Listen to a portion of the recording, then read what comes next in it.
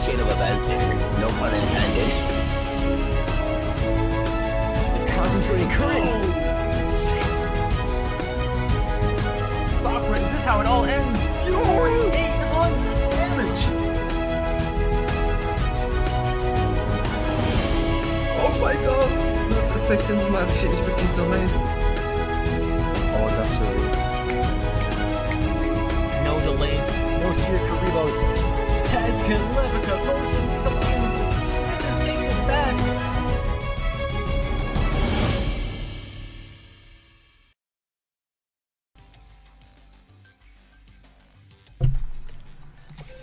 Hello guys, we are here. We are ready to see this great match, and I think the ping didn't work on the Timor's channel. Okay, but anyway, I am here, of course, with the one and only, with Cosmic Flare, as always when I stream Timor's. How you doing, man? Hey, what's up, man? Thanks for having me again. You're welcome. So there was a slight misunderstanding though. I was told Mint was the starter. It's Luke Tyler. Not sad about it, but couldn't change that. And I'm just gonna ask quickly because I think the ping didn't go live. Just gonna ask that.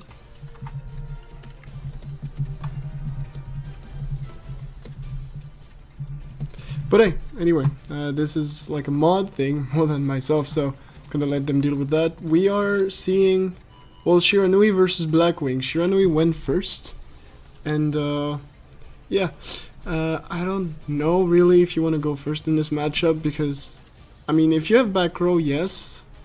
So let's see what he has, what Luke has in the back.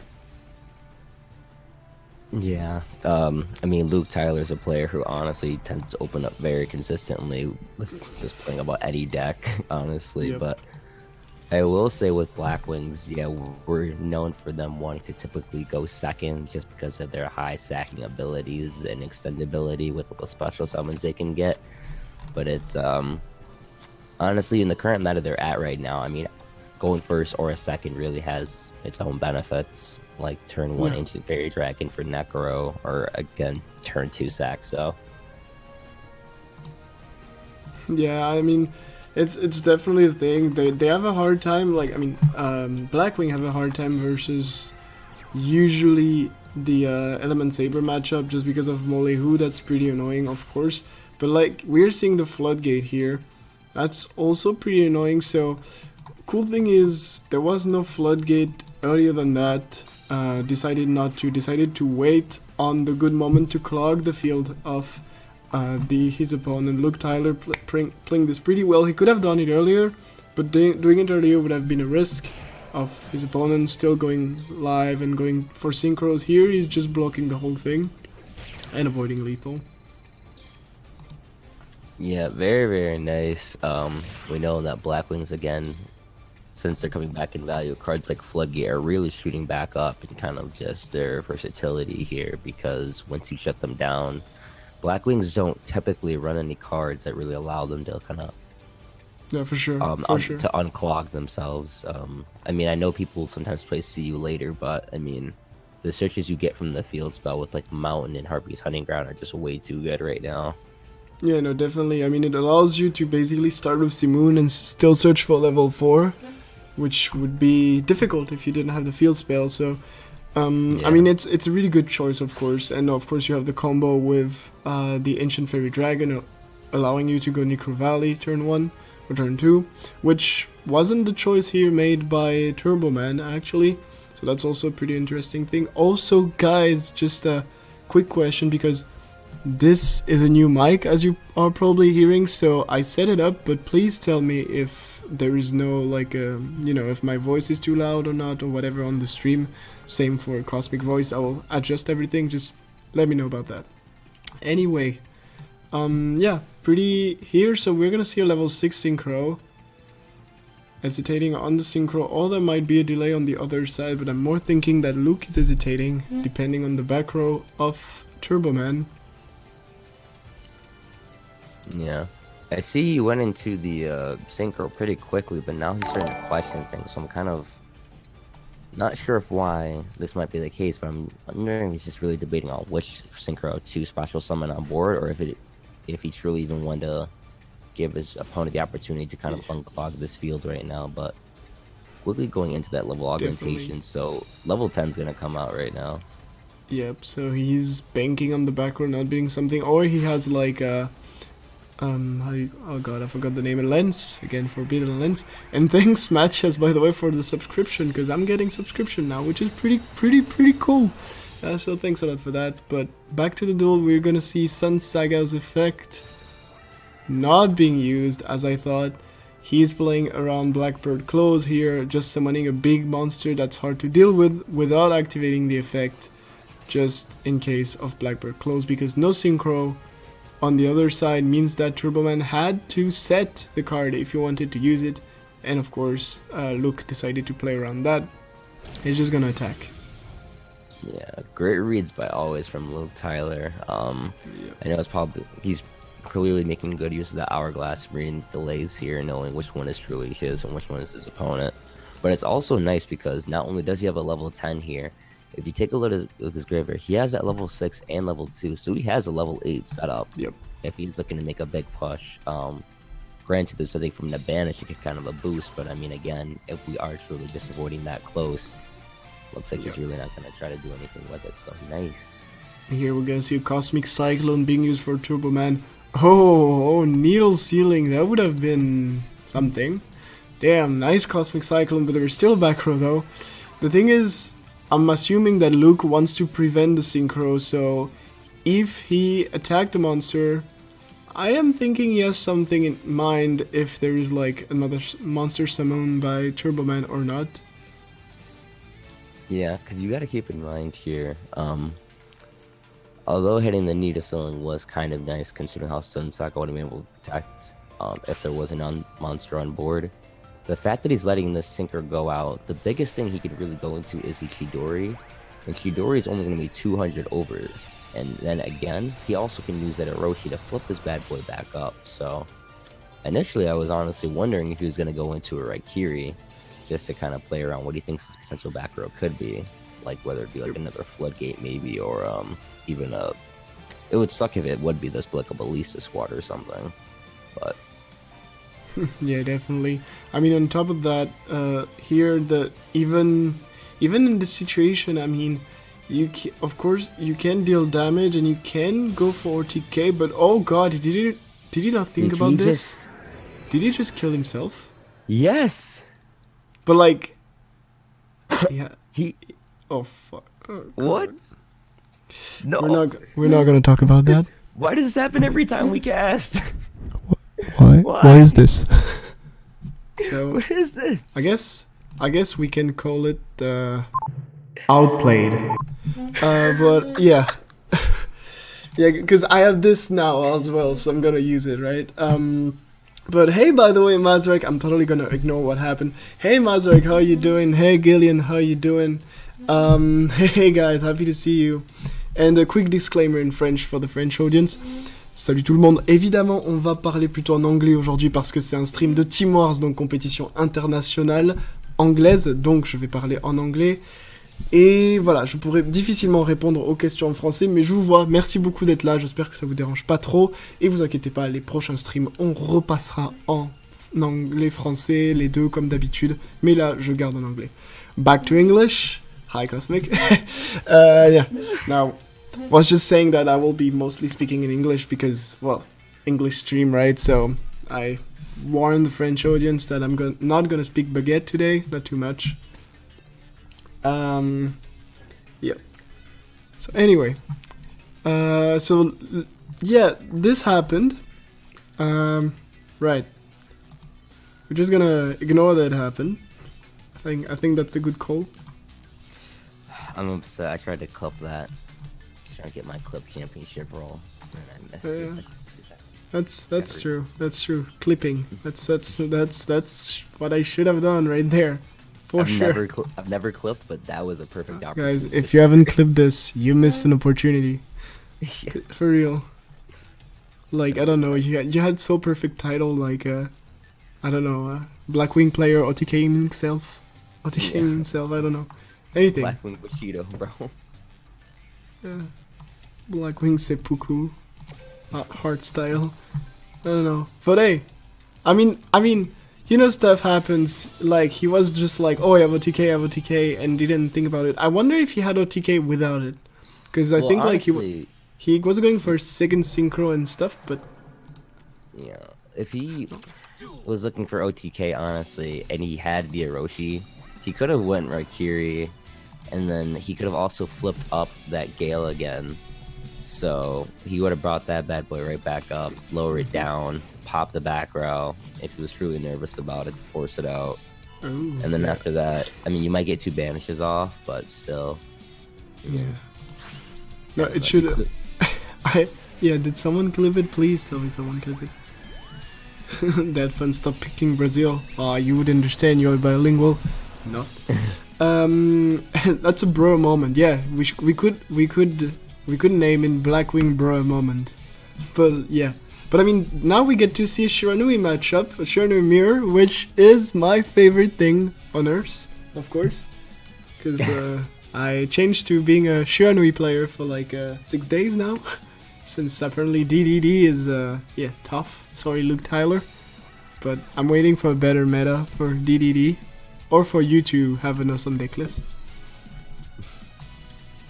Are we gonna see a pure Oh, okay. level 10 level? Oh my goodness! I knew this is a mirror match, but this is literally a mirror. Yeah. So the idea when you get to that point, because usually what you want to do as the turn 1 player, of course both players want to set up their level 10 right away because it's really good, most of the cases, in mirror match I'm talking. But what you want to do, most importantly, is try to prevent your opponent from doing the same thing. Because level 10 versus level 10, then it gets tricky, and it's usually then 2 things. First, like graveyard resource management, because you want to have protections. If you're the first one to lose the level 10, it can get complicated. On top of that, you have to be sure that you're never putting yourself in range for level 8 OTK. Because this happened a lot in this kind of mirror match, where like you take 500, 1000 life points, and then you summon like a Synchro 6 in attack, and you're like, yeah, I'm good, and then level 8.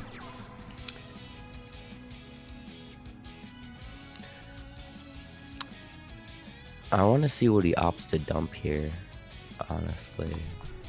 I'm very curious to know if he goes for a solitaire, knowing his board's kind of clogged. Or if he just literally opts to just bring this on board with nothing, which I think honestly would be pretty bad, but...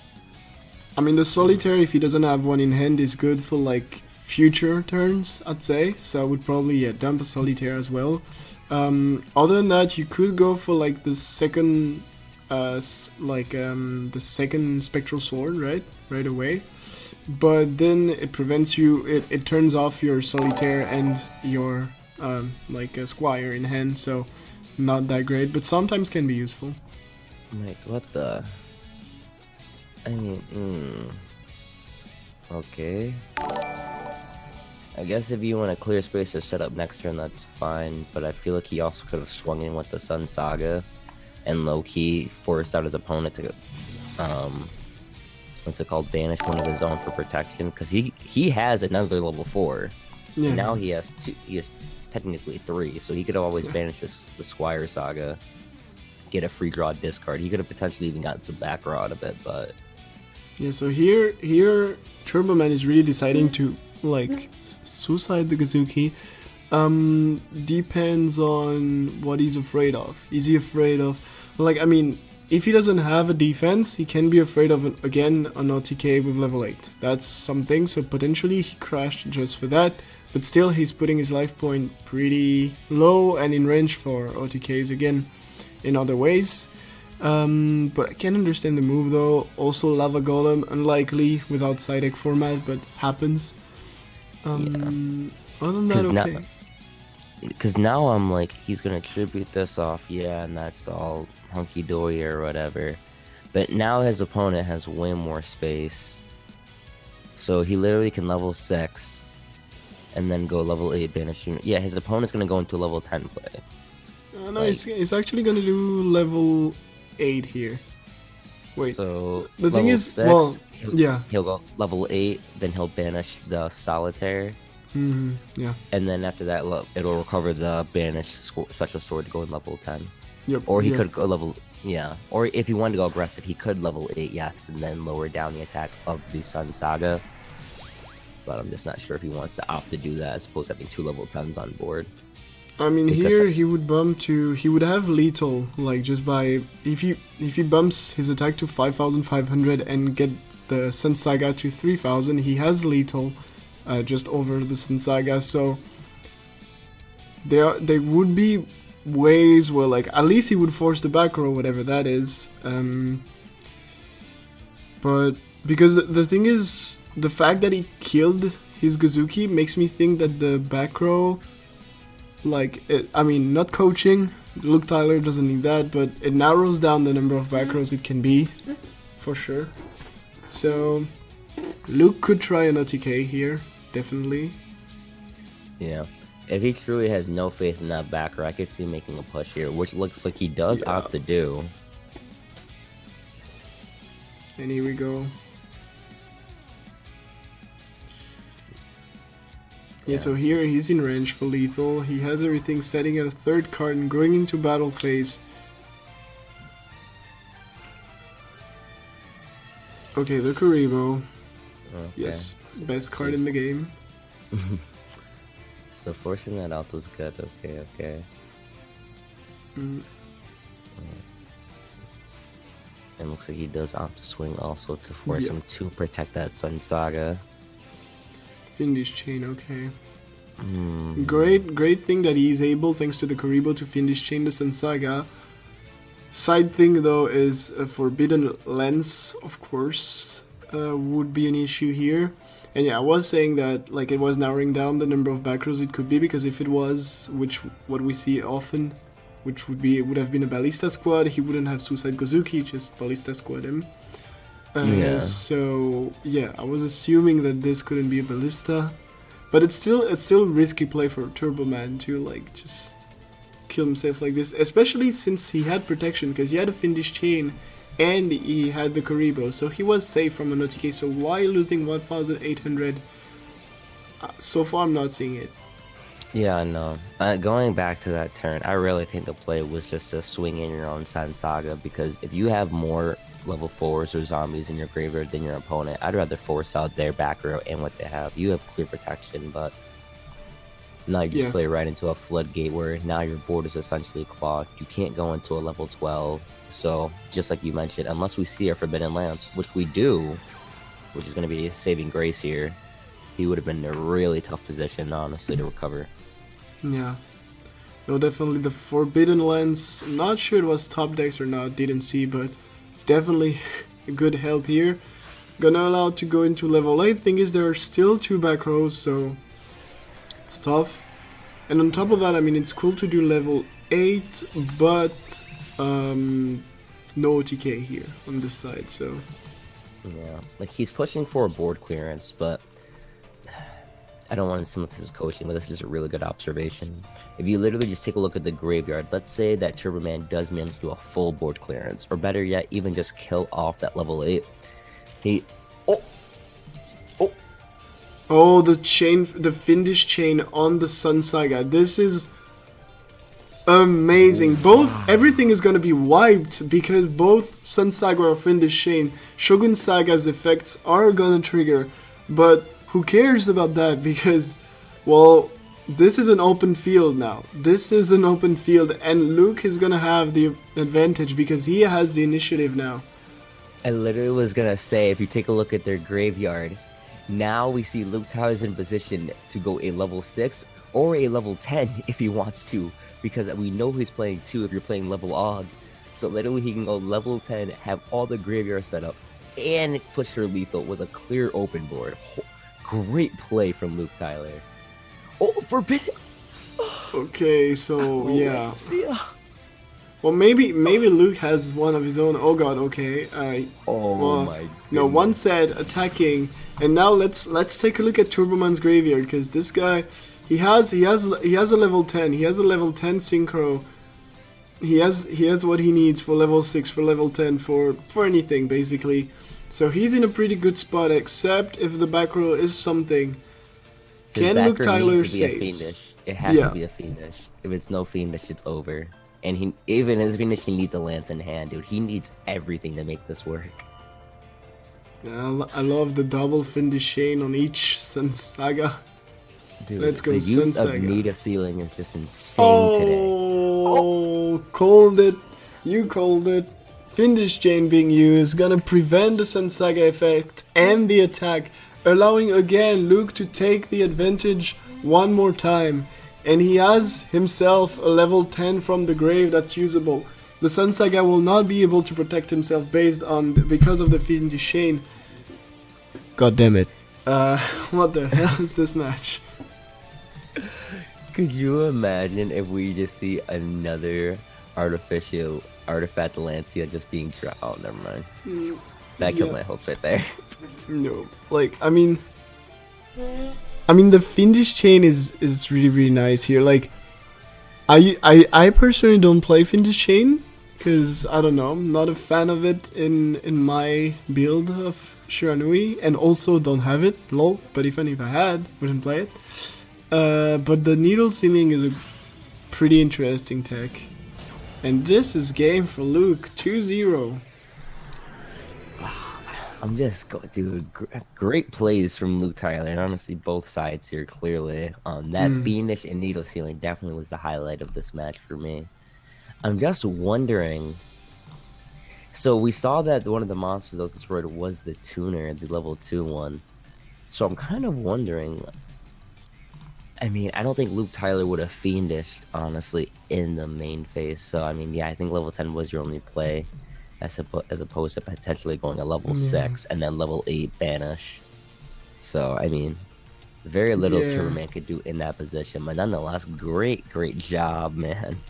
No, great match from both players. I mean, going back and forth. The save, like, with the Lancia after the needle sling blocked by the Fiendish chain, then, I mean, yeah, awesome duel here. But Luke Tyler's taking it home, and 2-0 for Bricks and Potato right now. So Sun Clan gets to pick who is going to go face Luke and his Shiranui. So you have a lot of options, of course. Dark Magician is a pretty good and safe call, I'd say. Versus Shiranui, if you play Ritual Beasts, I guess it's also a good thing for Sun Clan, so it depends on their lineups. But yeah, they have a lot of options versus Shiranui. But they know there's needle ceiling, which is important as well.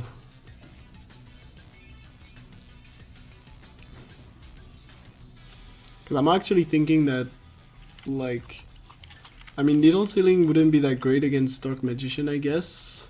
Or because you cannot use it like turn 2, turn 3, and then you have navigation and grave to negate it. So I'm not sure. Let's see. Yeah, Rip Turbo. Yeah, Rip Turbo. I mean, he did a great job overall. Yeah, he did a great job there. Not talking about the Blackwing thing again, but on this one, it was pretty good.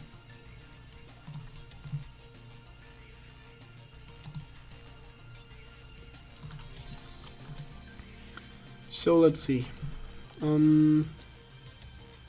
What could they go for? I only see 2 main options, so I mean, other decks have decent matchups against Shiranui, but I wouldn't see an Element Saber, for instance, because Element Saber is not that good versus Shiranui. It's more of an even matchup, so we'll see.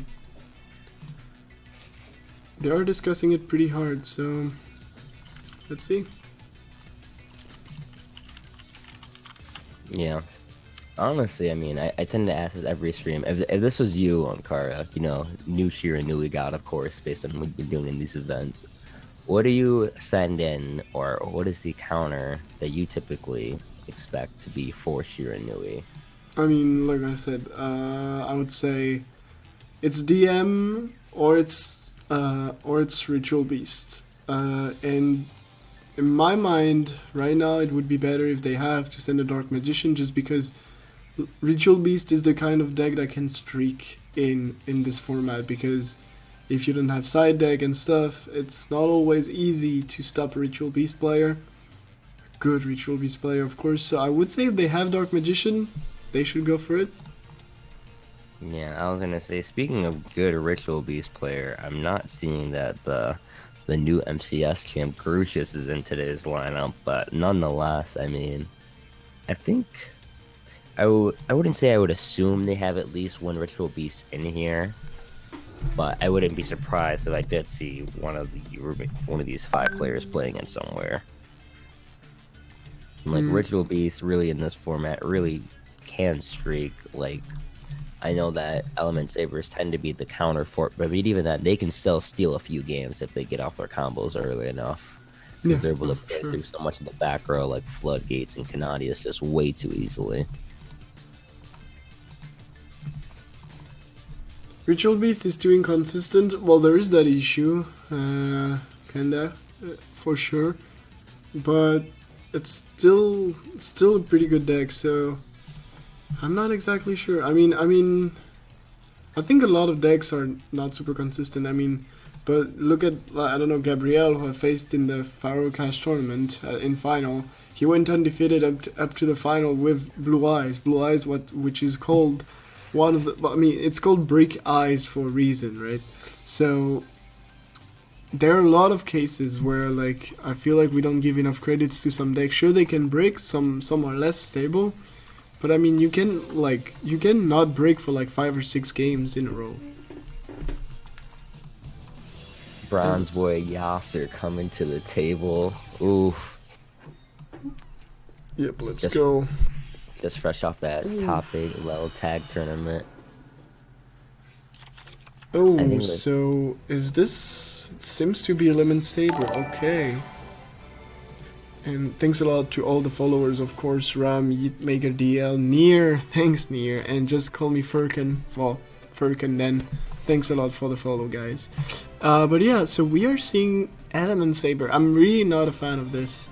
Like, I feel like a good Shiranui player is able to, like, force the resources from Yasser a lot. Thing is, the matchup is more even when you play Lenciez, which we haven't seen Luke played any so far. He didn't use any, so we'll see. I think my issue with this matchup is essentially we know that Shiranui players can really fill up their board pretty quickly.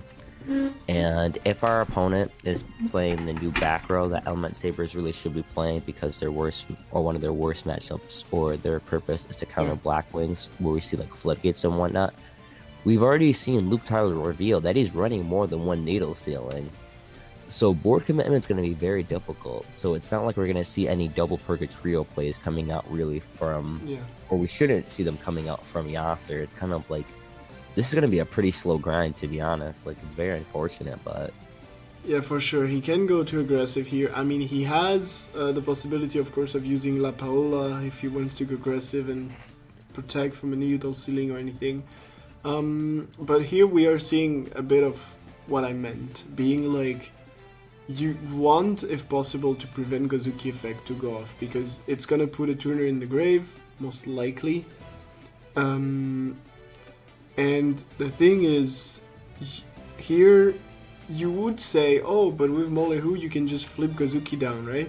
The problem is you don't have that many resources for Molehu. I mean, you have like 2 other Molehu, La Paola, Nalu, and potentially Ayla, like the Earth one. So the problem is like, okay, sure, you can flip that down, but you're gonna want to flip it for synchros and stuff. So, yeah, pretty risky overall to just use a resource right away on the Gozuki. Yeah. The Alistair here is going to be nice, essentially, and... Ooh. Would have been. We'll chain to it, of course. Please do that. Please tell me you chain. Ah, you chain. Okay, good. I was going to say, the Alistair is going to be really nice here, because once he gets off that invocation, he will be able to banish his opponent's Spectral Sword to get off his own Purgatrio, which would be nice. Or you'll get chained twice. Wait, but these... Oh, the Molehu's being chained as well, so... But the thing is, these 2 chains are staying on the field right now, right? So... Yeah. So it clogs the back row pretty well. Yeah. Navigation in hand one time. Navigation, god damn it. Invocation. I'm having hard. Like, I've got traumatized by Dark Magician. Clearly.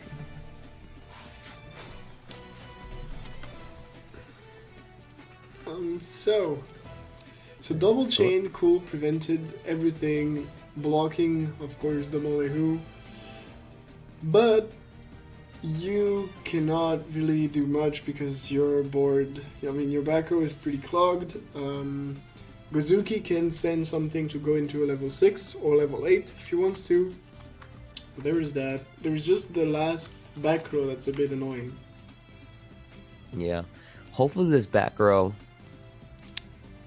is something to kind of clear up the space for Luke Tyler. Yeah. If you want to ask my opinion, I'm very confident that this most likely is a needle ceiling. I mean, we saw 2 of them.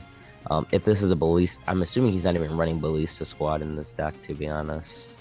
Because he already has enough disruption as it is. But it has to be something that's activatable, because Luke Tyler, we know, is not a player who would just self-clog himself like that with no real potential follow-up. Yeah, I don't think so either, but I mean, if it was needle ceiling, he could pretty much like dump a level 4, synchro for the level 6 Arc Fiend, and protects himself while still using needle ceiling. So he has a lot of options. It will also clear his back row because it would destroy the 2 Fiendish Chain. So he has a lot of options. He also has the options to go for an OTK, of course, because he couldn't go like level 8, 5000. No, not 5000 attack though. He wouldn't be able. He would only go. Oh yeah, no, I'm saying stupid thing. Yeah, he would go 5500 attack over the Alistair, so it would be lethal. So he has a lot of options here. The slow play, the more aggressive one, Fiendish Chain being used on the Gozuki. Okay. Dude, so many chains out here. Jeez Yeah. Louise. This one makes sense because otherwise, I mean, he would have been also able to use it on like the level 8 or, but he decided to use it on the Gozuki right away, which makes sense. I mean, you don't want to have more resources in the grave. I'd say better to stop the combo at the beginning than at the end. So yeah, and hi Eden, how you doing?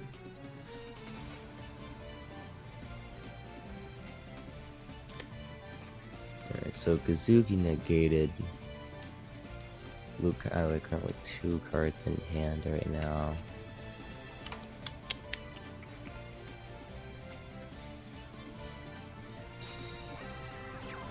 Nice. That Solitaire is going to be really good because now he'll be able to tribute off that Fiendish Gozuki and get off his second tuner. Or just tribute off himself. It's also fine.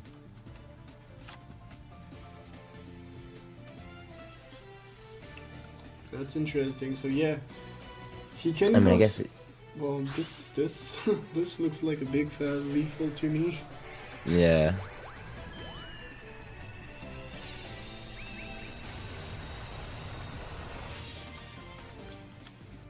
Because there's level 6, level 8 from Grave that can be used. Reminder that, of course, the Mole who is Fiendish Chain cannot do anything but watch his own death.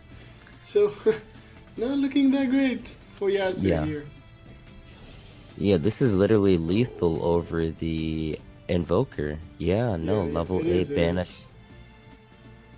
And on top of that, there is the 80s just in case. So if there is like a Sphere Karibo or anything from Yasser, 80s can still attack into the Alistair or into the Molehu, preventing stuff. So it's pretty cool. No, I mean this is exactly what I was talking about with this kind of matchup. Is to me, the matchup is even, like at best. I wouldn't say it's for any. It depends a lot on the cards and like how you play the game, but it's really an even matchup, and we are talking about Luke Tyler, so bringing an even matchup against Luke Tyler, I don't know, wouldn't do that.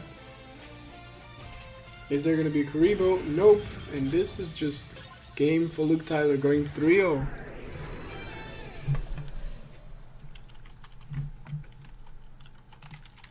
Damn. So, Yasser losing its first deck. They can choose to repeat this. I would not repeat this. But it gives, like, what makes me think... This makes me think that they don't run, like, Dark Magician or stuff like this in the lineup, or that really they didn't want to send the pair against Luke Tyler for some reason. But, God. Element Saber? Not getting it. Really not getting this one. But yeah, 0-3 so far. Yeah, Yasser going back. Luke Tyler is really just putting on a show today, man. And they repeated.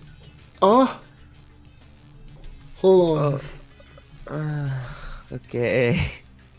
Okay, maybe they just. I mean, fair enough. They can disagree with me with the fact that the matchup is even, and I wouldn't do that. But I just think that you don't want an even matchup. You want a counter matchup. Yeah, no, of course. But the matchup, to me, the matchup is even. So, like, it's really anybody's game. But if they have... I'm surprised that out of the 4 remaining players, they didn't have better option than an even matchup. Okay, so 1 set, Palace and Molehu.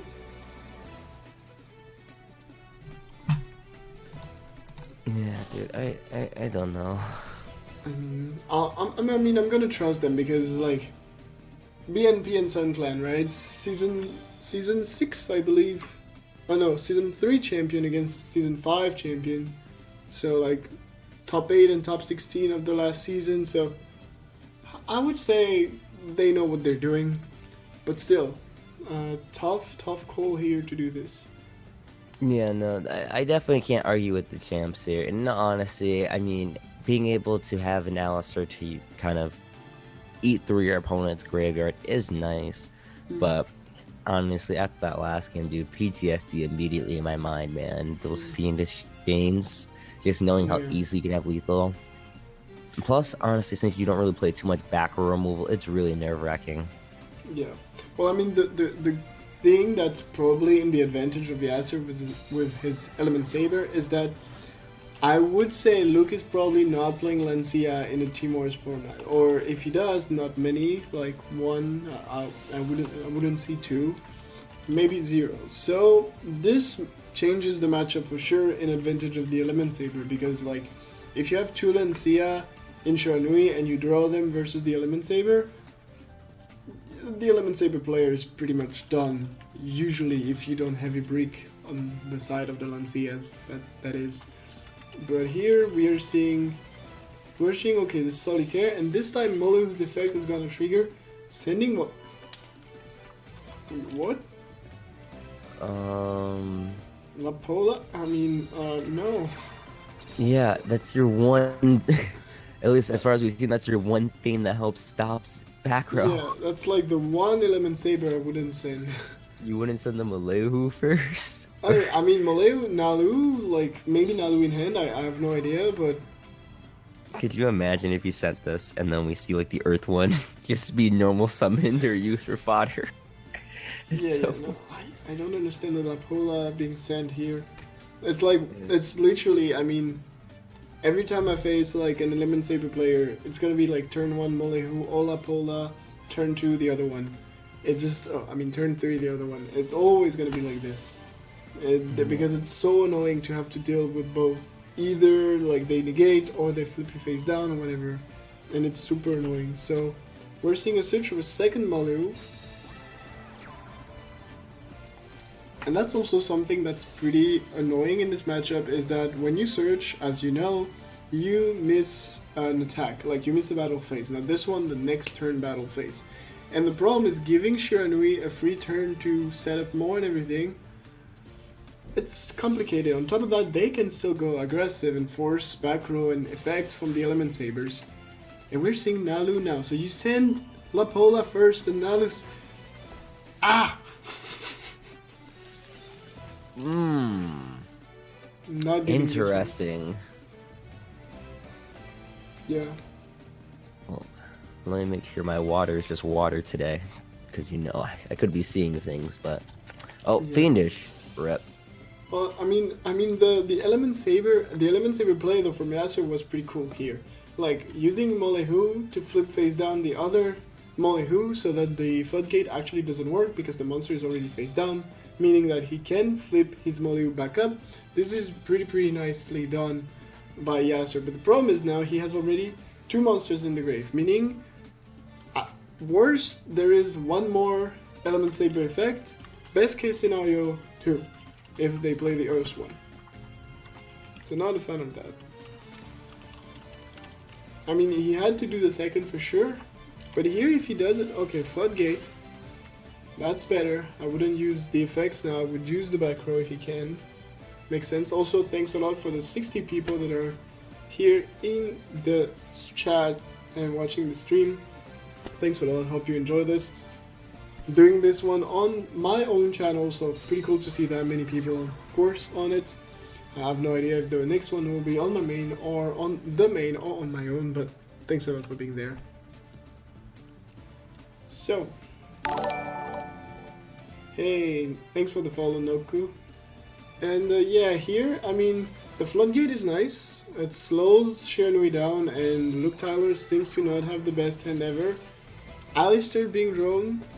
He's gonna bank on no Fiendish Chain and no Fiendish Chain from Luke, which is pretty nice. Here, this could go into Yasser's advantage. La Paula is gonna be changed to Fire, yep, and we're gonna see a Purgatrio play. At least, might see. Lens one time. Or Lancia, well, he plays some... Dude. God. Dude, he has all the techs he needs to stop his opponents. We've seen Needle Sealing, Lancia. Oh my... Bro. 6 cards, by the way. 20 cards, by the way. How the... Okay. Yeah, dude. Yeah, I'm assuming some Fiendish Chain, some Needle Sealing, 1-2 Lancia, maybe no Kuribo then, I don't know. Because there has to be something that's not in his deck list, right? So... Yeah, this can't just be... I expect the Needle Sealing, dude. Yeah, Needle Sealing here would be horrible, to say the least, but... Yeah. I mean, being honest, there is one already in the grave. One is already in the grave from the evocation. Imagine if he has like a second way to prevent the next invocation. He can just stall the game. So, Dude, his one of our Forbidden Lance.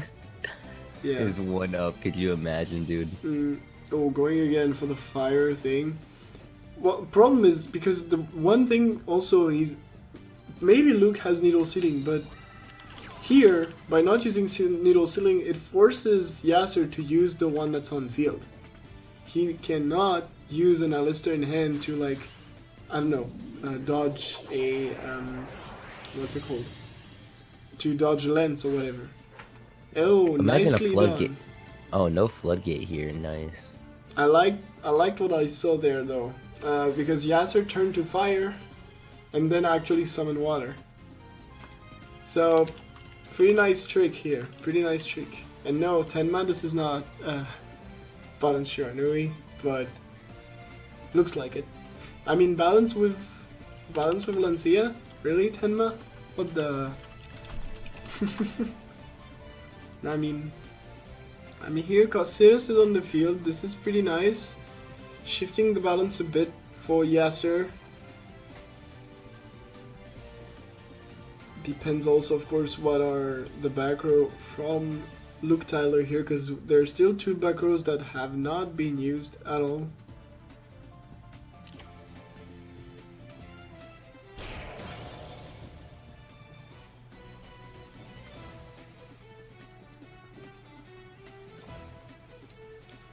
Okay, getting rid of the Solitaire, that's one. Doesn't want to go into to attack into the other one, because if the other one is a tuner, it gives, of course, a free synchro from grave. Yeah, definitely opt to go a little bit more or I should say, less aggressive in this regard. So right now, if he's feeling comfortable, he can make a push for lethal, but we are going to see a Squire coming out right now. So we could potentially see one Synchro coming out. But again, he does still have at least 2 more flips. Because he's only sent the water and the lap. So he has 1. At best. I mean, he can have 2 if he plays the Earth one. That's true. Yeah. But Rip just gonna chain. I mean, yeah, makes sense. The thing is, if there's a Ballista squad, this can get tricky. Because the monster on the side, we don't know what's the face down. So if the one on the side is, let's say, Solitaire, for instance, Ballista here allows to search the tuner, would force probably a Maleus effect. So yeah, options again. But it all depends on the back row of Luke, and he's gonna let that go through. And it's a level 2. Oh, this is okay. This is cool. This is cool because he just goes level 6, and now he has resources engraved.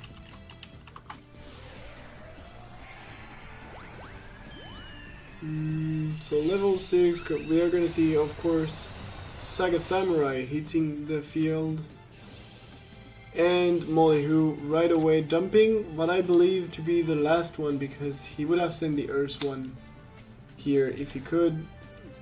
So yeah, this is, I think, the last flip.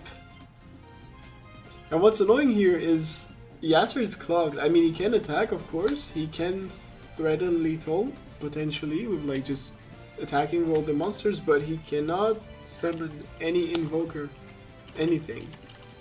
Oh my god, the needle ceiling. There. I knew it. I knew it.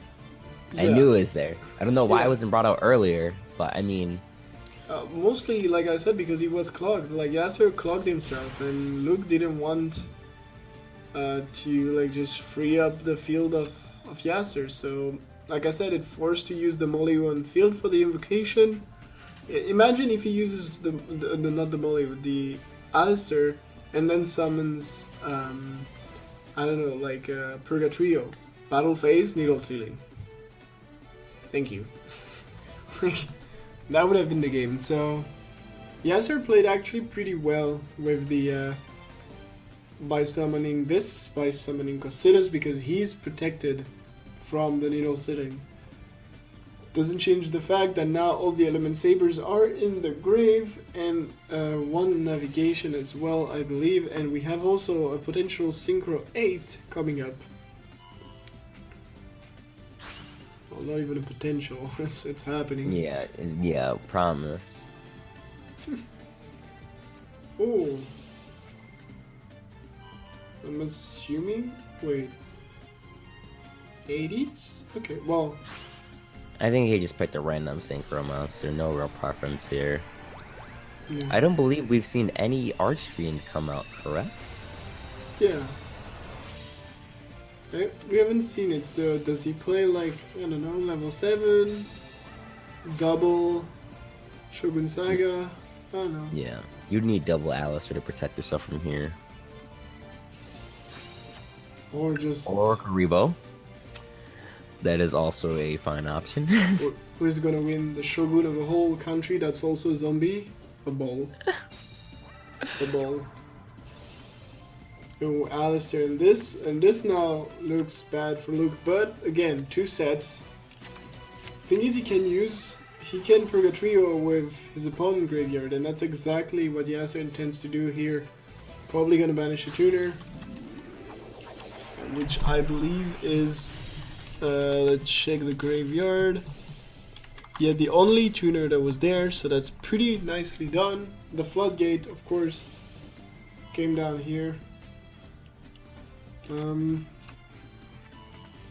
Let's see, I mean, at least Yasser can keep like doing this now and go for another one next turn. And like I said, there isn't any. Oh, I wouldn't have. Yo, what? Hey, Alright, so I get- hey, you know this tuner? Just, I was rude banishing it. Just take it back. Free level 10. I mean, Okay. yeah. What? I mean, I can understand also that at the same time, it was, leaving the level 8 there, so he would have been able to attack and everything, but still. I mean, now it's destroying the field, and this, and another set, and gonna force, most likely, an Alistair from hand. Yep.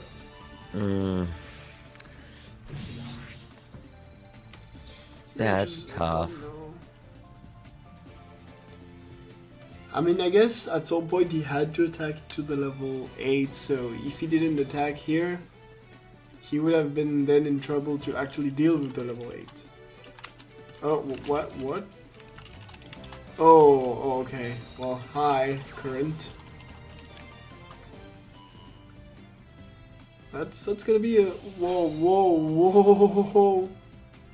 Holy oh, this considers at 8,700. How about that? Oh my god. The hell is this? Yeah, Sunsai, who cares? Oh my god damn.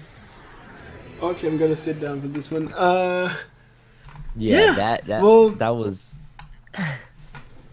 Yeah, I was doing the math and I was like, wait, don't you need 2? And I was like, yeah, you do. Okay, cool. yeah. Holy hell. Well, good job. Definitely good job on this one from Yasser. Congrats on stopping Luke's streak. It's now going to be 1-3 and Luke is going to have to go on his second deck.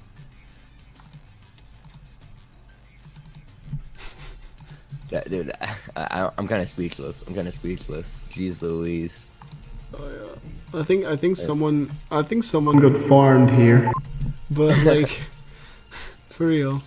Yeah, oh yeah, by the way guys, I'm gonna use this all day because I found it really funny. So it's not gonna stop. It's definitely not gonna stop. So Yasser going 1-1 for himself and stopping Luke's streak. But Luke is not out though. Still has a second deck. Yeah. Let's see. The thing is, I don't believe that they expected Element Saber to be the counter here. So Element Saber did the job. Hello Skygram, how you doing? So Element Saber did the job, but what are they gonna bring? So yeah, here we're seeing... Okay, we're seeing Cyber Dragons, so actually, apparently, I seem to have expected the Element Saber thing, okay. Okay.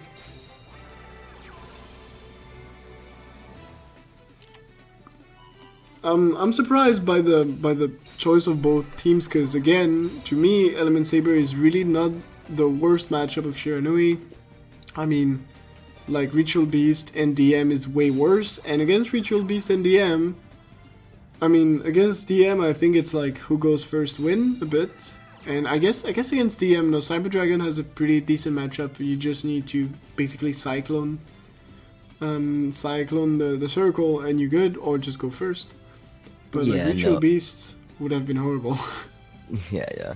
With Cyber Dragon, it's so weird because they really are just truly a sacky deck. You don't really see like too many expendable plays coming from them or anything that just makes you go, oh wow, that was a really good play. But literally, if you go core, it's just so scary because there's so many options for what the back row could be, and typically 9 times out of 10, they just blow everything away with you. Like the trap doesn't target, so it just kills like whatever it wants, and then after that, it has synergy with your skill if you're able to pay life points with like Cosmic Cyclone or something, and then being able to fuse from the banished or on field, so nice. No, of course. I mean, the cool thing here again is Cyber Dragon went first with core. We saw the overflow search, so it's I would say for sure that Luke is in a good spot right now. Let's see, of course, what the other back row is and what can Yasser do. It's going into the battle phase with just 2 sets. Oh, well, I mean, 1 million, 1 set. Complicated. This could go OTK really fast. I mean, he just need to overflow and have like a second monster in hand and no Kuribo on the Yasser side, and that'd be it. And hi everyone, hi Alec, hi wherever. I will not quote you on this joke, but hello man, how you doing? So yeah, here, I mean, we're gonna have to see an overflow 1000%, except if he wants to just take the hit and get a Cyber style. Yeah, that's the only thing. Yeah, because that'd be 1500. He'd be able to special summon one of the proto dragons on board there. Yep. So yeah, that's apparently what he goes for. On top of that, if he has Cosmic Cyclone, I mean, Yeah, Cosmic Cyclone helps. The only thing that really is difficult for him currently. Okay.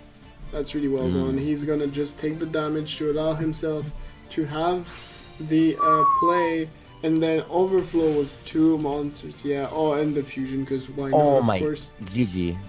Yep. Yeah, I mean, a Kuribo still saves the day, right? That's about it, though. Really nicely done by Luke Tyler here again. Not much stuff that Yasser could do, of course. I mean,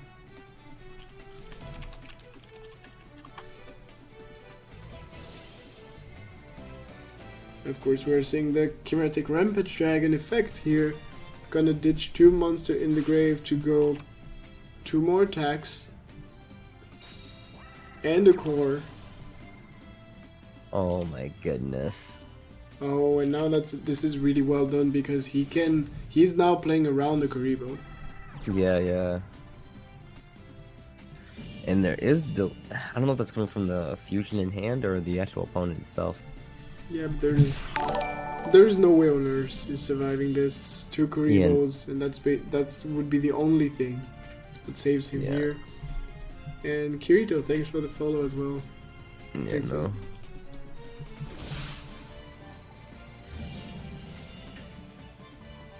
It's a reminder that this can do 3 attacks, right? So if he has a Kuribo, has to do it now, but there is another fusion in hand, so yeah. What's crazy about this is literally the order he attacked in. Let's say he does have a second Kuribo. Even if it does get put into defense, we have our Element Saber in a really tough spot because they don't have enough for D-draw. Yeah. So even then, there would be in a top deck like position, which is insane. Yeah, because he's going Cyber to win. So like that, it was either 2500 or TK. Really well done by Luke, taking this game and going 4-1 so far, and that's the whole match. Actually, so far 4-1. Luke Tyler.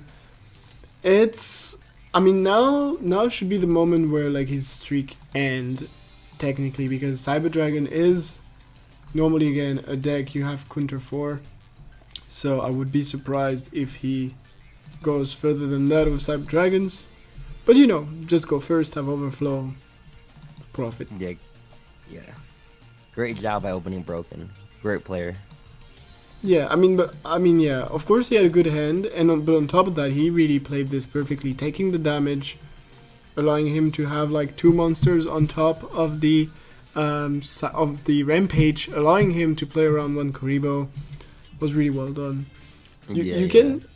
Oh, slight mistake, but you can ask yourself if Yasser should have maybe hold on attacking.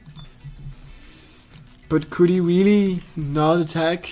I mean, if he doesn't attack, it ends the same way, right? Because he would have had 2 monsters, just it would have been 2 core instead of 1 core, 1 proto. So yeah, not that good. And thanks, Kirito. Trying my best with the English. Yeah. Not my main language, but got to speak it a lot, so happens to speak decent. Not because I can speak English like this with a French accent, but it sounds horrible and I hate it. So yeah, but at least some people find it funny, so sometimes I do it on purpose. You know, you go to parties and someone is like, "Can you do the French accent?" Of course. What the hell? Hate it, but still. I mean, when I was living in the US, one girl there told me, but it's sad because a lot of American girls apparently like French accent in English, and you're the one dude I know who is from France and doesn't have a French accent. So, rip. Anyway, we're gonna see now the next player, Stelviaster. Yeah, I'm very curious to wonder who exactly they send in next year.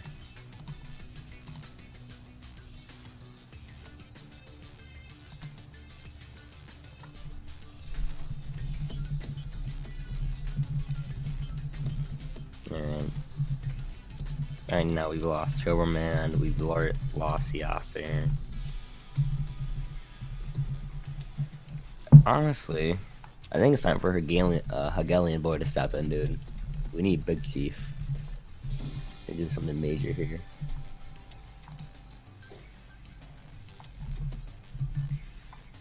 Or Dat. That works too. That works. Lol.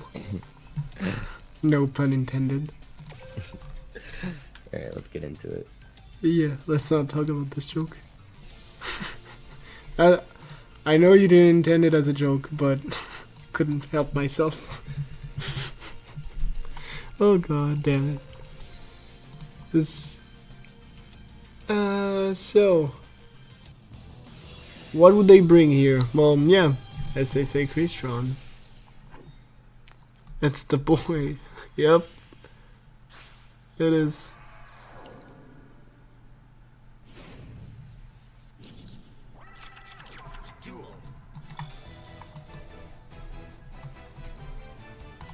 SSA here is...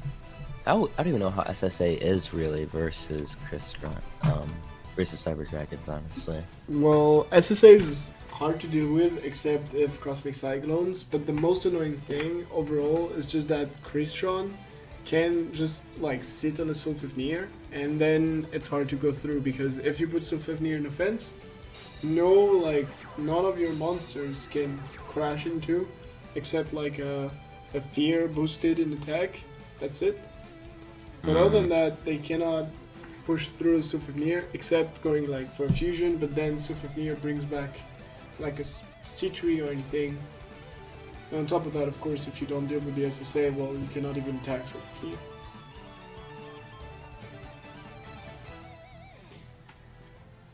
We are now more than 70 people here, so thanks a lot for the 70 and more people watching the stream.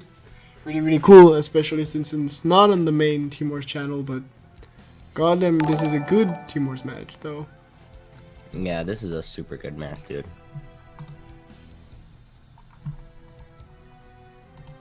A lot of Thonkin coming right now, currently.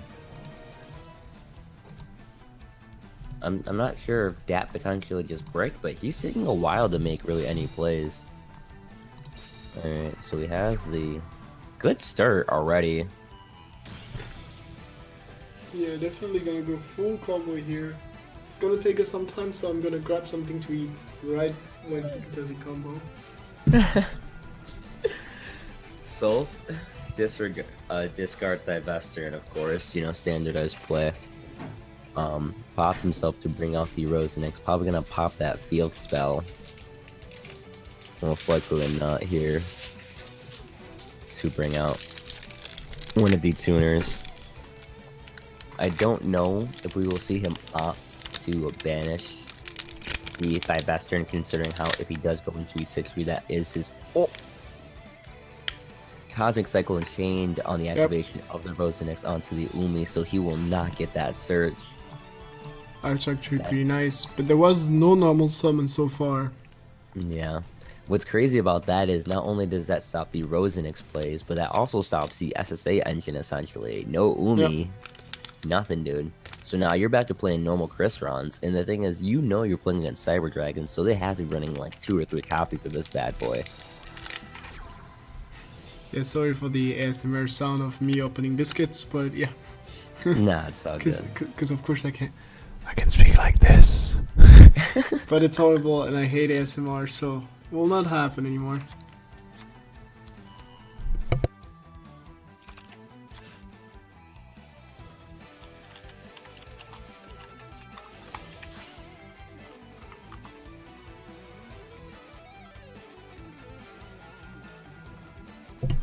So here, like we said, still did a normal summon. This allowed him, the Undyne allowed him to ditch the Predator. He can still go full combo here because I'm seeing C3. So this could either be a synchro, but I'm more assuming, yeah. Okay, so we are actually going to see synchro. Yep. I mean he's oh yeah, because the CC of course. It's pretty nice and nothing, so. Ooh, great push. Great push from Dat. Yeah. I mean, pretty bad hand overall for Luke Tyler. Wasn't able to put a monster on the field just to CC. But really nicely done by Date.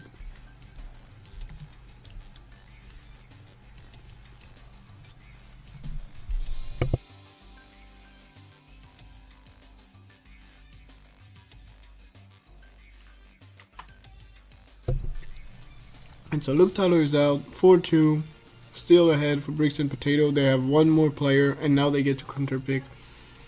So, it's Christian SSA. What do you send against Christian SSA? Something with CCs. You can send DM, go first, win.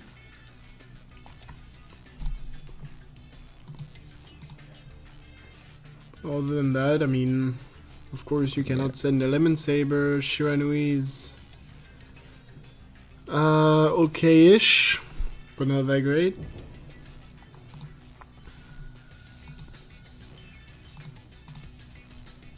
It's a complicated call, I guess. It's one deck I don't really like to go against. Yeah, no, I think if you send in Shiranui, I would assume you're playing Herald of the Abyss, but that's also lost value. Dark Magician could be a viable option here. Yeah. Yeah, Dark Magician would be something that I would see definitely here. I mean, you just have to go first, right? Yeah. It's Dark Magician, right? That's the game plan. It's not about. Let's go first, draw your combo, can your opponent play through it? Yes, no. That's usually it.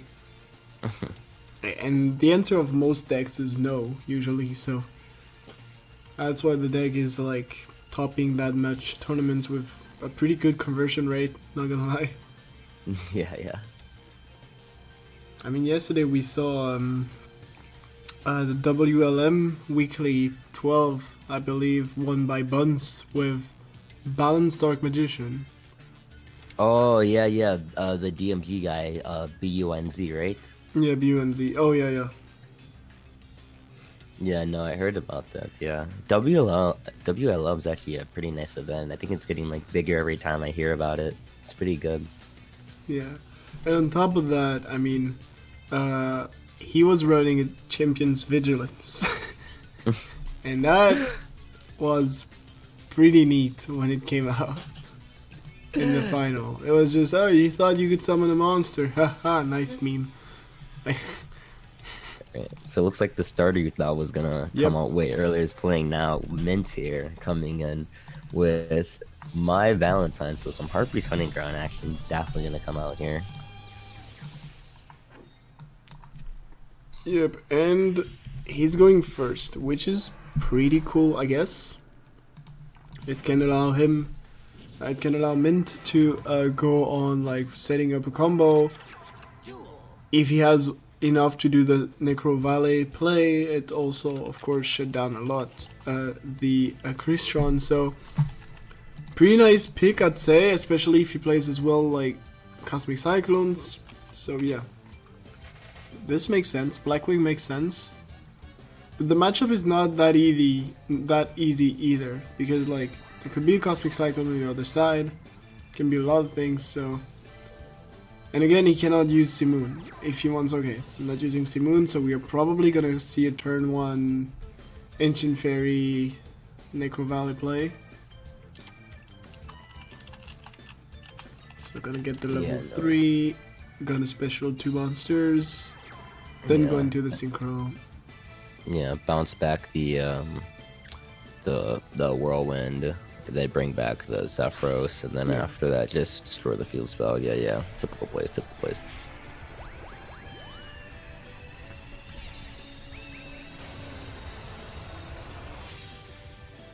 Yep, Ancient Fairy Dragon. Popping both field spells, so it's not too bad for Umi, of course, because you can bring back Umi versus A, but well, not under Necro Valley. But still, it's not being banished, so that's something. But Necro Valley is gonna hurt though. Yeah, we're really gonna need to see like a Cosmic Cyclone coming from Dat in this case, unfortunately. Necro Valley really is so strong, considering how a lot of Crystons make a ton of plays from their graveyard. Even though they can kind of have a lot of versatility in and off the board. Yeah. I mean, you get a lot of your searches just from banishing your Crystron monsters, like Divester and the free +1, what's the one that starts with an S? Geez. Smiger. Oh, S. Yeah, Smiger, banished for the impact. Yeah, so many things, so... Yeah, I mean, but here, that's what you expect from like a Christian player facing an Necro Valley. He said everything, oops. But I would be surprised if he has nothing to deal with the Necro Valley in all his sets. I mean, he would just need a Cosmic Cyclone if he runs any, and I would be surprised he doesn't. Mm-hmm. But I mean, let's see. It's gonna go to end phase. Is Mint gonna do anything? Because, okay, we're gonna see just a blind CC going off into the 3 back row. Why on earth did he... Well, I mean, I guess he doesn't have a good hand anyway, right? So decided not to CC because there was no point in getting rid of the Necro Valley this turn. But still, I hope he has 2. I'm kind of just like, I know the hand was bad, but now I want to know what that set is. I want to know what that set is hardcore. Because if that set is something that he could have popped, he could have set himself up to go into a follow-up Crystron play with like a 6-3, depending on what it was. Yeah. But still, Yeah, I'm not a fan of this, but I don't know. But I mean, again, if he braked heavily, could make sense to like not use the CC early. Keep it in hand was also an option. I guess he wanted to play around Zephyros, potentially CCing cards, but yeah. Going into level 7 now. Synchro, Raikiri, I guess. Yep. Yeah. And that's also the cool thing is Zephyros can actually bounce the Necro Valley and then summons himself. Because of course, if you would target something that's not Necro Valley, then Necro Valley would negate Zephyros. But you can activate his effect, and with his own effect, bounce Necro Valley, then allowing you to special summon himself. And you put back the Necro Valley just after, usually.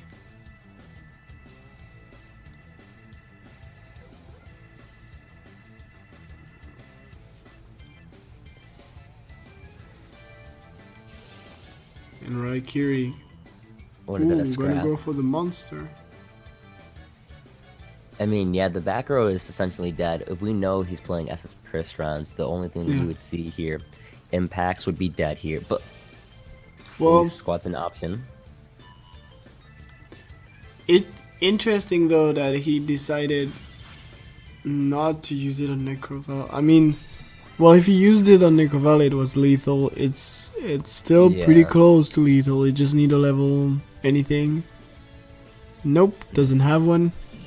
There is delay if you take a look through there. The issue is, yeah, I mean, the fact that he had a Gen X controller on monsters, a Gen X controller, a Ballista, and a Cosmic Cyclone. Oh, yeah, using that CC on the Necro Valley would have had him. It would have been lethal right here, Yeah. which sucks, but. No, it's a bad hand from Date. I mean, so many spell and traps, because you can navigate around Necro Valley in some ways, but then you're forced to like have a good hand to do so. I mean, it really doesn't seem like one. Dude, We're gonna see double Gen X. He just scooped it up. We won't Didn't see even it. want to see it. Date losing his first deck. 5-2 for Bricks and Potatoes. Yeah. Dude, bricks are just rolling through here right now at a very comfortable rate. Yeah, definitely. I mean, they got the early lead, and that matters a lot, because when you get the early lead in a game, you then are ahead for like picking what you want to send and everything. And here, that's exactly what's happening.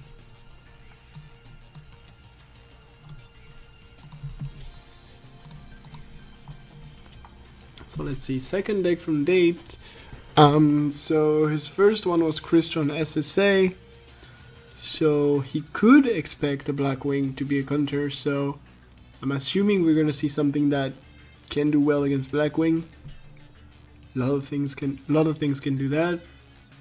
You have even heroes, even if it's coin flippy most of the time. But you have a lot of things that can go and do well and beat Blackwings. I mean, Element Saber would be an obvious pick, I'd say. If that's his second deck, of course.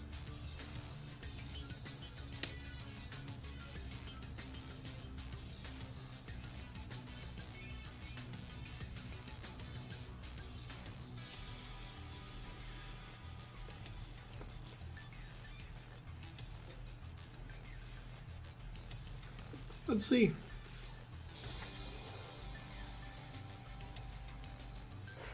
Yeah. Very curious to see what they send in for their next deck here.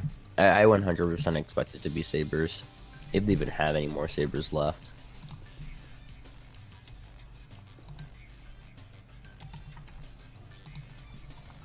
Let's go. Back to the table. Nope. There he is. Good.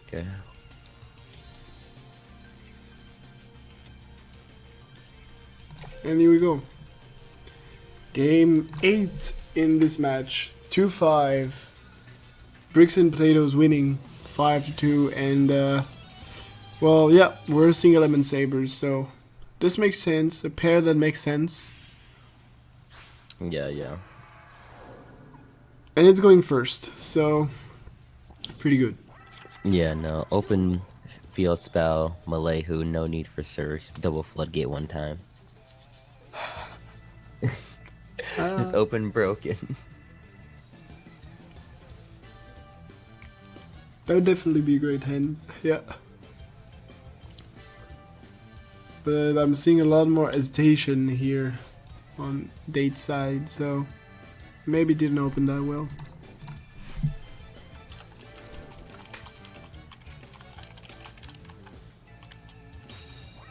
Well, never mind.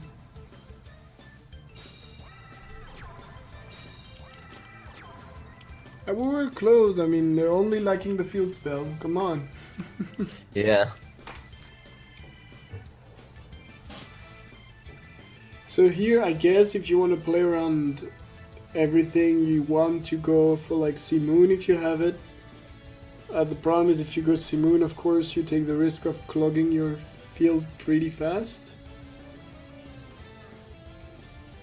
Tough matchup. I mean, really tough matchup for Blackwings, because you can just wait, as we saw in one of the first duel with Tyler, you can just wait for like the Blackwing players to have 3 monsters, Floodgate, the one that allows the Synchro, and then it's basically blocked. Hey Neo, how are you doing?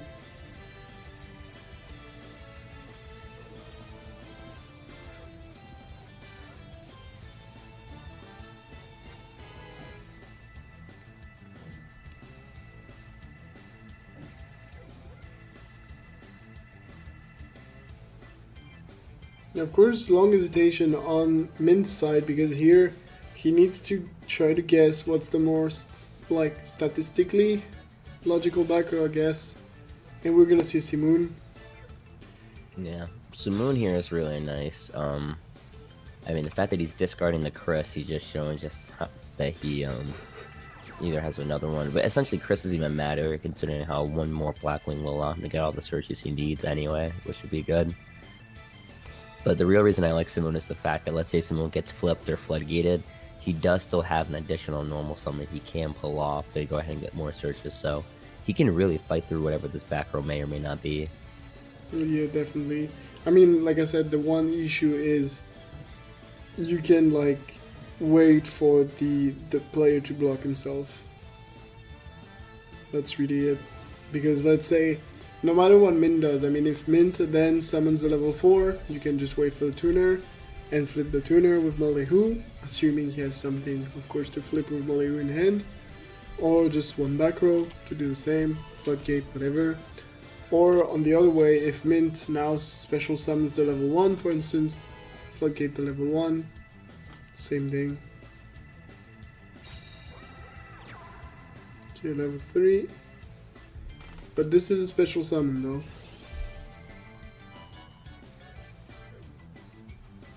Yeah, so now he can lower that down. It is nerve-wracking though, because you can't, to my knowledge, there's no level 9 synchro, so essentially, let's say that this does get floodgated here, which it does. Yeah, exactly. No. Like it's just now the field is just blocked. The one cool thing is he can attack over. Yeah. Ooh, Necro Valley. Okay. Well. 9. So 9 is, I think, yeah, that's less than 2k, correct? I think so. Yeah, so I think swinging with both wouldn't trigger D-draw, but I mean, I don't have my calculator out, so I can't validate that. It's actually less than 2k for 50. Yeah, 50 less. Nice, nice, nice. So that made it a little bit okay. Plus, Necro Valley is going to show to be really strong here, considering the fact that there's no real way for him to go into a Purga Trio. Unless, you know, he is just super fortunate. Or, like, literally he top decks, like, Palace, searches Fire, and then goes with, like, an Alistair play. Then that's oof, but, you know. Yeah. I mean, that's the problem, really, in this matchup, is that if you go second, usually as Black Wings, you won't be able to synchro. Yeah. The thing is, now Necro Valley prevents the Purga Trio, but doesn't prevent the rest, assuming he has like a perfect hand for it though.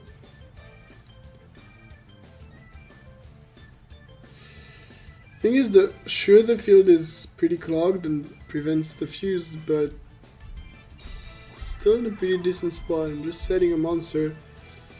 No matter what this is, he won't be able to go through it, except, I mean, if it's a face down Moleu, but there is no reason to do so, so I'm assuming La Paola or Alistair, and then both can survive this.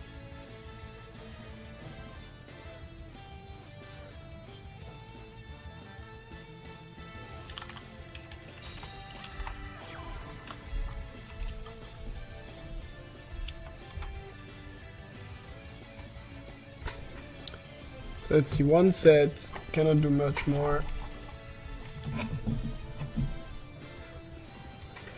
Just gonna attack into what's most likely La Paola, indeed. Yeah. We can just stall with that now. The floodgate hurts so much. It's literally blocking any play. Like, I'm not even sure Mint can actually unclog himself. Now, the only thing would be the Blackbird close. But I doubt the AT is not gonna play around it. I mean, now at least he can just go like this with his well, whatever. I was gonna say Gale can do that, but no, Gale does not do anything. Dude, today is like chaining day, bro. Everything's getting chained up. Jeez. Yep. Alright, now. So, there's not much he can do here. Like, it sucks to say this, but he's in a position to just really deck out his opponent. Like, I mentioned this earlier in our previous Blackwing matchup, they don't really run too many cards that can just kind of clear up their unclogged board. Like, we don't see a See You Later, we're not seeing a Ballista Squad. Like, a CC to kind of free up this Fiendish could be cool, yeah, but with 19 cards left and an additional back row already on board, there has to be something that will stop that or prevent that from occurring. Yeah, I mean, just Labola himself can prevent that, but the CC or anything. But there is also the possible Blackbird Close. Like I said, that's the one thing I'd see that can prevent this. But still, then you need an effect to be activated and everything. Okay, gonna attack the other one. That is probably Alistair. Okay, well... Oh, okay. Yeah, this... Okay, search.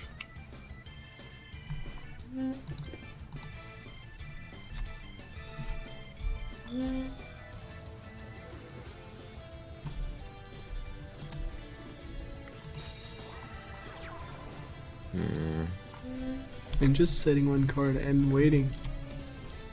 Yeah, no, he's playing a very slow game. He has no real reason to do anything. He doesn't need to clear his opponent's board. He doesn't need to make a heavy push. Like, I think,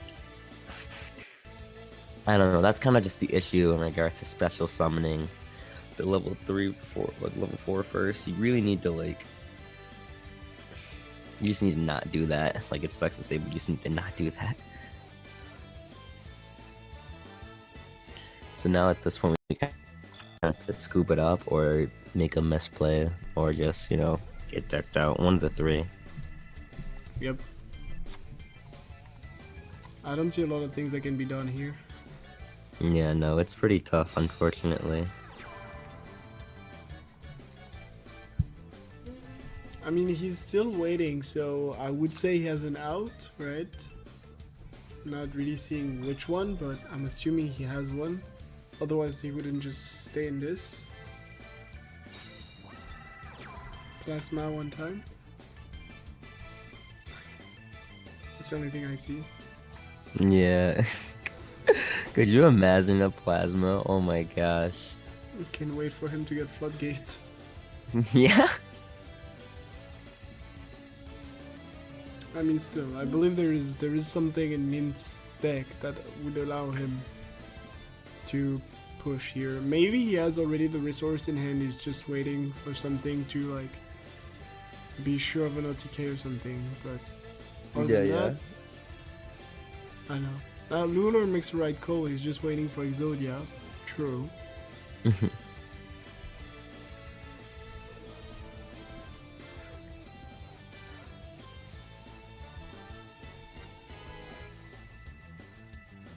Okay.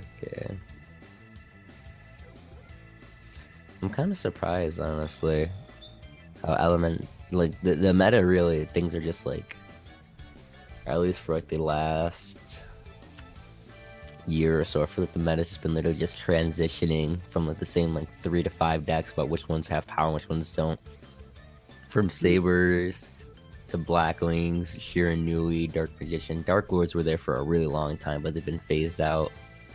But it seems like those other previous remaining decks kind of just are really just shifting about which one's the new tier 1. As well as Crystron's kind of making an impact in the meta currently too, which is nice. Definitely, I mean, the meta is pretty stable. We're still waiting on, like, potentially a mini box before the grand tournament that would change the whole thing, of course. At least shaking up a bit, but... Yeah. Can you describe the grand tournament to me? Because I truly still don't understand what it is. Like, I don't know. Correct me in the chat if I'm wrong, but what I understand is you have first... Oh, yeah, that does not work, Necro Valley high. But, so first you have the a qualifier that's just like any KC Cup, get to DLV max, right? And then you have a second stage that's not yet described in game, I think, but it's probably like just as any KC Cup, I would say some multiple days of grinding, And then the top 100 world after this second stage is qualified for grand tournament, which again we are not sure about the whole thing there, but it would be like the final stage of the whole event with like the best 100 player in the world basically. So pretty hyped, I'd say. But we'll have to see how it goes, of course.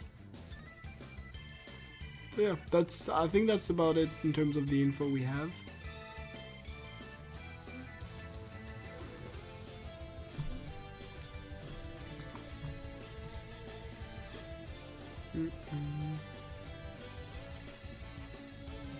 Alright. Nice, that actually sounds pretty fun. It does, it does. I'm wondering what is Mint waiting for? I mean, yeah, I can see one thing, but I'm not coaching, so I'll hold on to that. But there might be one thing that he wants to do, which would make sense, but I'm not really sure. I mean, even if he is able to unclog himself, he would need like double CC on the set. Oh, okay, so end phase, we're seeing it now. On his own Necro Valley. Is Lapaola gonna negate this? Okay. Not. Lap didn't even do anything yet. I guess to chain block it. Okay.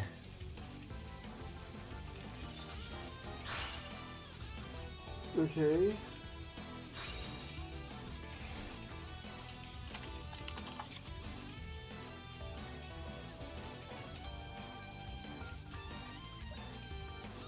And now what's the play? Yeah, I was thinking some Zephyros can unclog the field.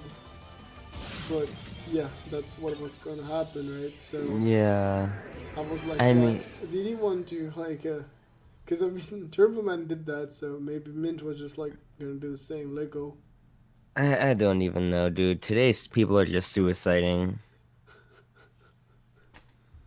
Yeah, that was the secret plan. Yeah. Black like Black Rose or Sudoku. Yeah. Pretty much. God damn it. Okay, well, 5-3. Yep. Honorable Sudoku from Mint. Drew his old deck to Sudoku.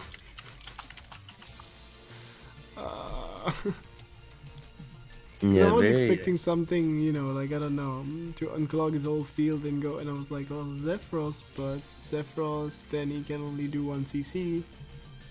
And then this happened. Yeah, honorable Sudoku from Mint, following Turboman earlier.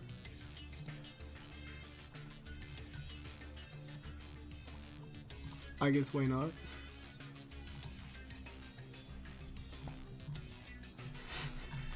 What the hell is this?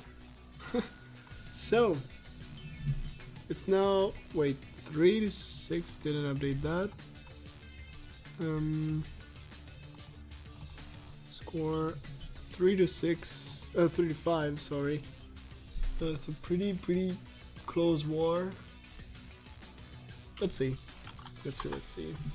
Yeah, no, the war is pretty decent. Like, granted, Luke's Tyler really gave them like a really good like head start to get things moving in, but their Sun Clan is slowly kind of creeping their way back into the match, not letting things get too far out of their hand. And Dad's been doing a good job coming in here so far. Well, they have the opportunity here to go, 4-5 and really catch up. So let's see what the second deck from Mint is. Again, the AT's deck made sense against Mint, so I'm assuming they expected the Element Saber to conjure Blackwing. So the second deck is probably going to be something that conjures Element Saber, but we'll see. No, it's a definitely a great match, pretty close match. No, we're not seeing like a complete destruction by one team to another. I have a feeling I'm gonna miss the Jarabian cut, but this is definitely worth it. Let's go. Yeah.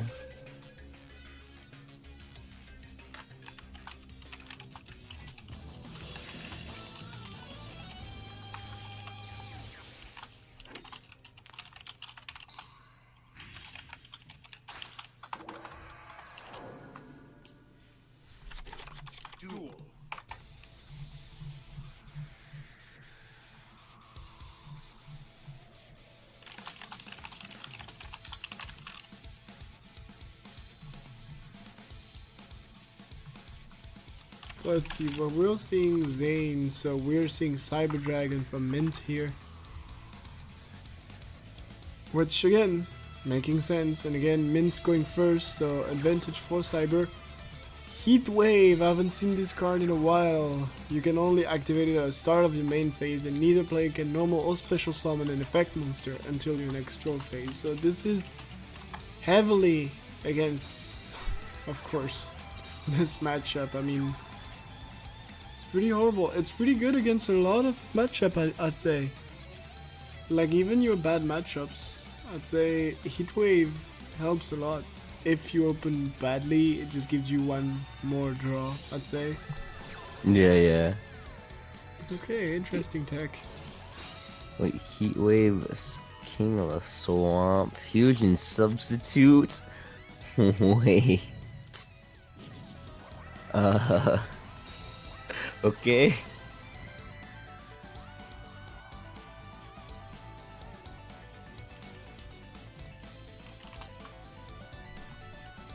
Yeah, oh, okay.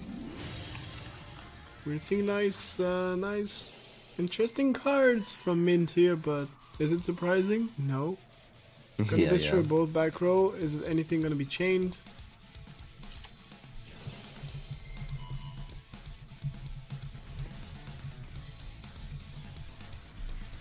Yep, we're seeing the Findish, so gonna negate the Rampage Dragon and prevents the attack.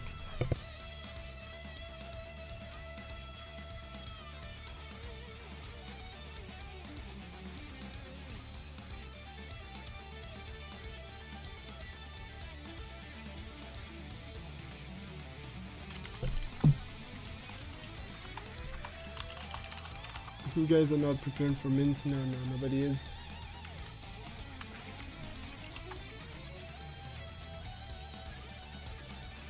Yeah, Galaxy Brain, no, definitely, I mean, but here is pretty blocked, even with the Heat Wave and the Fusion Substitute. The question is, what does he have in hand? Can he do something more or not? That's the key question.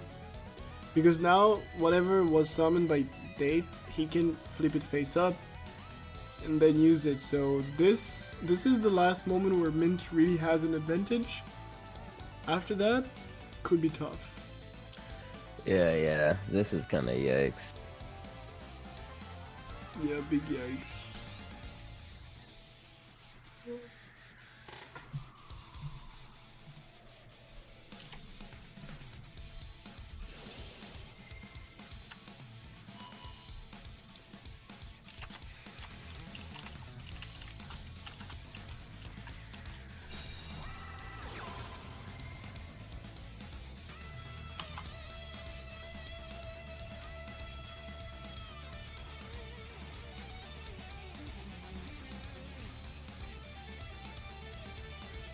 Okay, yes, Mint, Galaxy Brain. Yeah. What the hell are we seeing? I've seen Fusion Substitute, Invocation, Alistair, Cybernetic Support, Heatwave, King of the Swamp. But wait, that's not enough.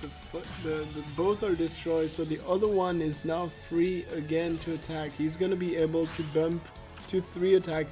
If this is not a La Paola face down, this is lethal. Whatever.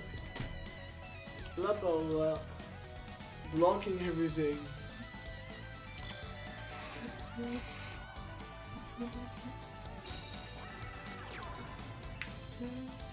Yeah, but now it's basically blocking everything. You need to summon a bigger monster, but his field is pretty much clogged, so what do you do? Because if there's an overflow, Lapala himself can negate it. What do you actually do in this situation? No idea. Yeah, you kind of just... I mean, if he has... if you had enough to fight through the negates, I mean, you could go twin, but...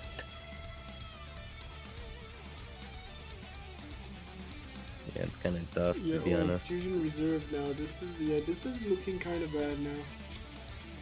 Let's go search the Alistair. Well, I mean, there are 2 sets, right? 2 sets for Min, so not done yet, but this La Paola is preventing the whole duel from crumbling. So they saved here by the one element saber that would save him from the OTK. Yeah.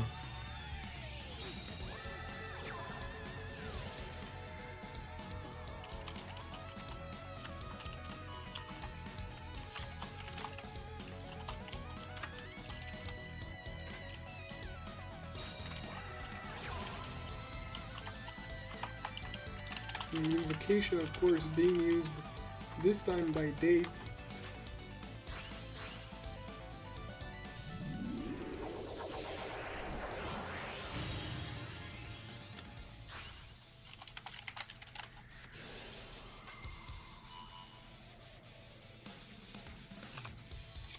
Considers okay, just now he's just gonna stall this thing out. I mean, anyway, he's way ahead.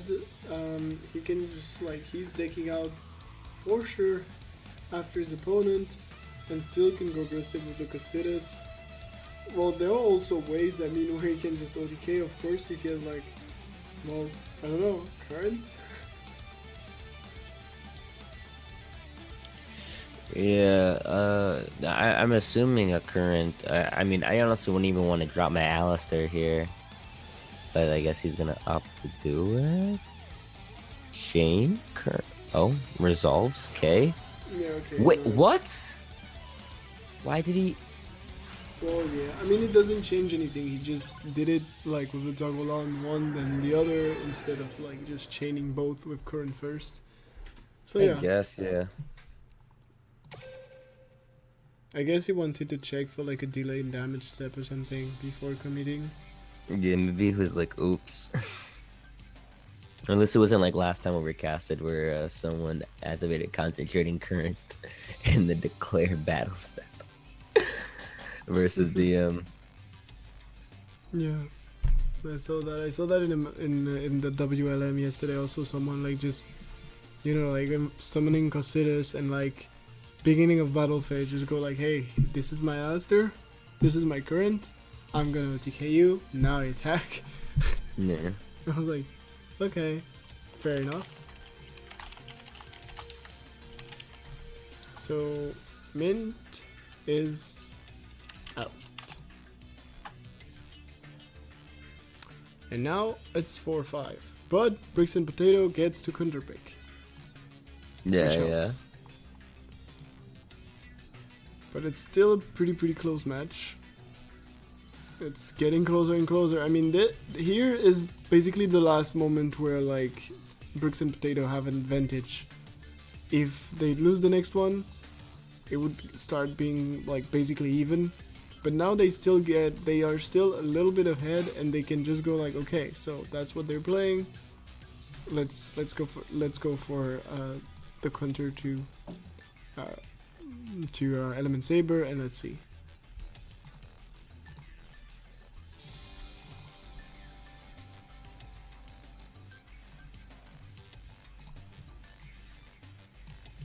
So, what do they have?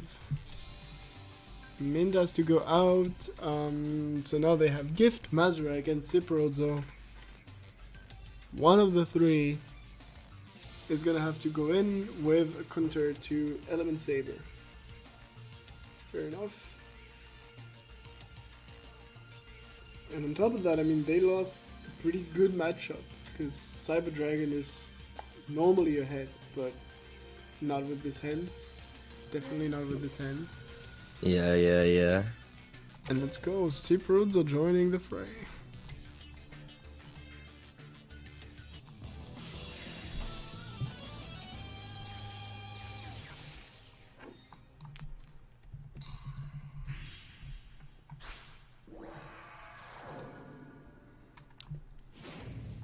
And ooh, this is gonna be interesting. Oh, Ciprozo, the man who almost 5-0'd in Clan Wars. Yeah, Cristron SSA, who cares about Element Sabers? And this could be a full combo here. If the whale is in hand, this can go full combo and have whale plus tuner plus SSA plus the negate in the grave with the impact being thrown there right away. So yes, this is definitely a good turn one.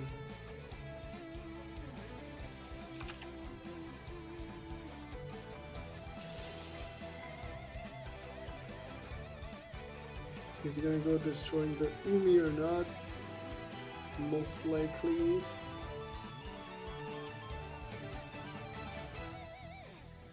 He's hesitating. I guess if he had a whale play, he wouldn't hesitate, so I'm gonna guess he doesn't have it. Let's see. Yep.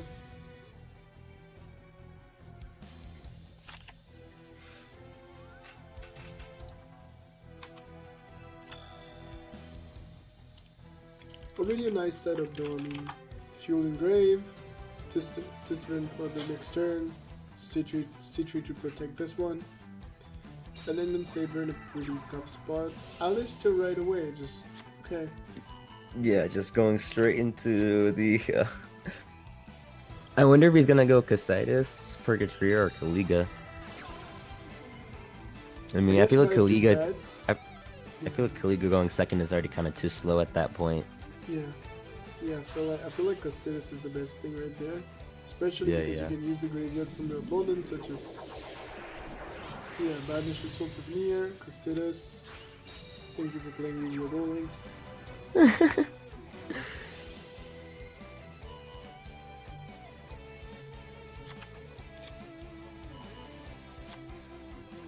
Pretty interesting here. Banishing the Self-Veneer as opposed to the Janix controller. Looks like he does not care about the Amatrix. But I mean, nonetheless, doesn't even matter. It looks like Super Rosa does get rid of the Citri successfully.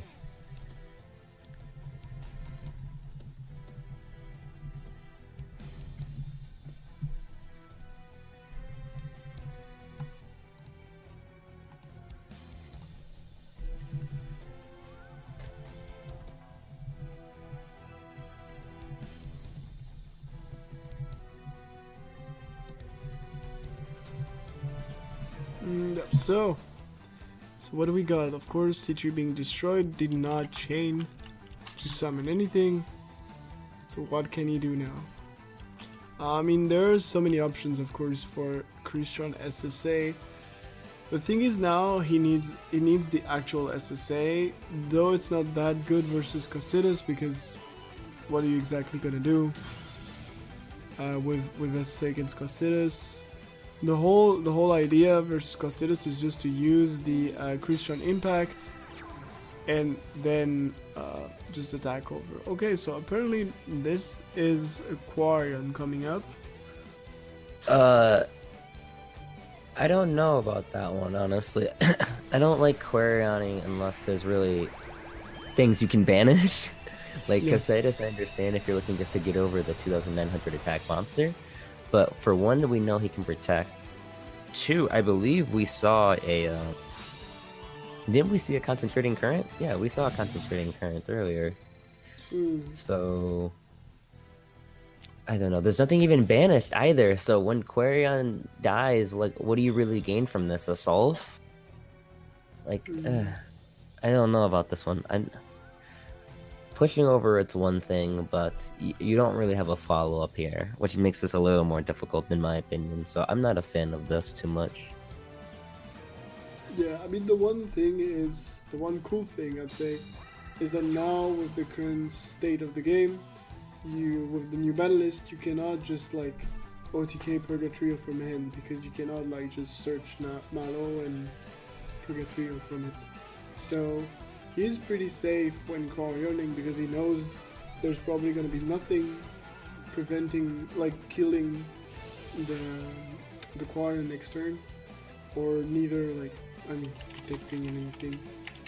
Here the problem though is the Casitas is now 3,100. Yeah, no, so it's not even like the Querion even has any more value.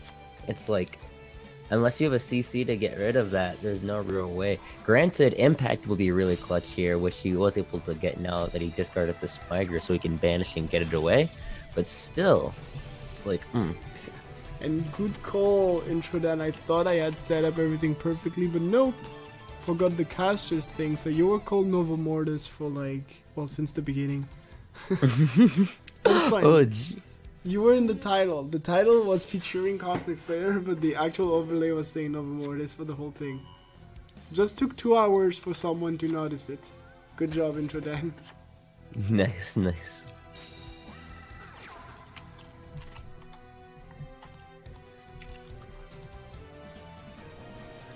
God damn it.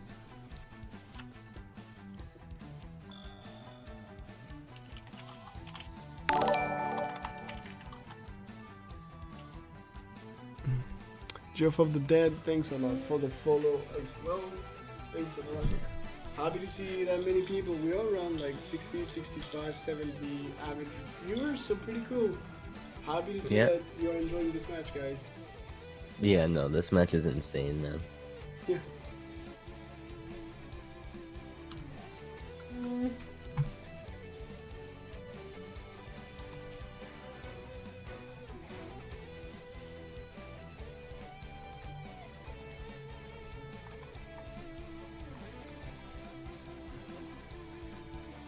So how is this gonna go though?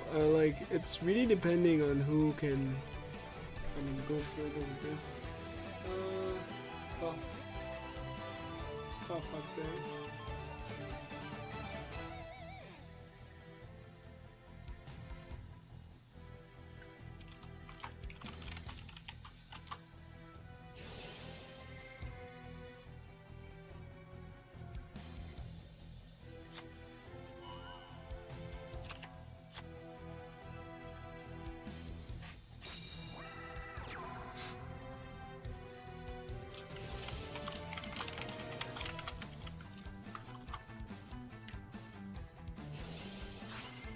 Let's see, now being sent to the grave.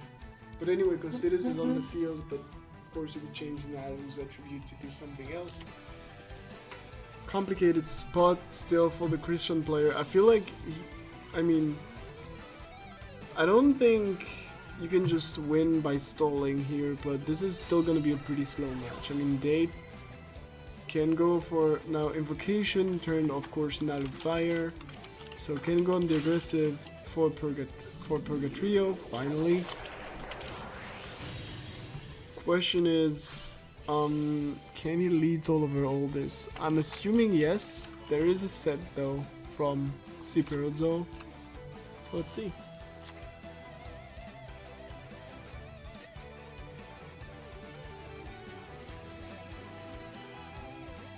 Just attacking. Are we gonna see something to prevent this? Oh, Alistair being boosted in damage step. Double Alistair. Oh my gosh. That's gonna be 51 or it would be 53. I hope this was actually damage 51, step. 51, 51, 51. Yeah. I hope this was actually damage step. I don't think so. Well, it's the beginning of damage step, like just before you flip the monster face up, but... Yeah. So that's gonna be... Well, exactly, Lethal. Yep. Perfect. Nice. Well, they taking the game. We might see the first repeat from Bricks and Potato here, though. Would make sense, probably.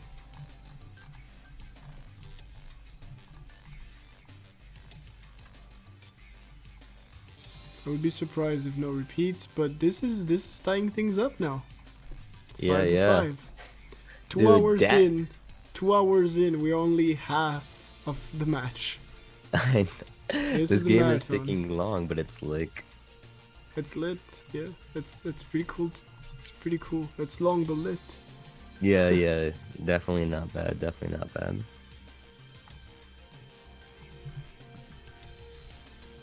And it's Dade actually coming back up and now tying things up with Luke Tyler in terms of win-loss ratio.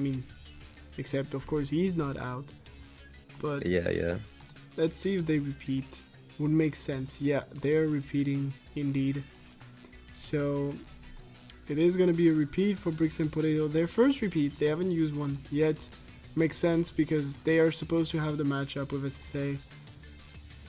Still, though, Casitas is an issue because Casitas current being an issue, you have to play with the impact, of course, to lower Casitas defense to 0, and then attack through it. If you don't have the impact, gets complicated. You can't really push through.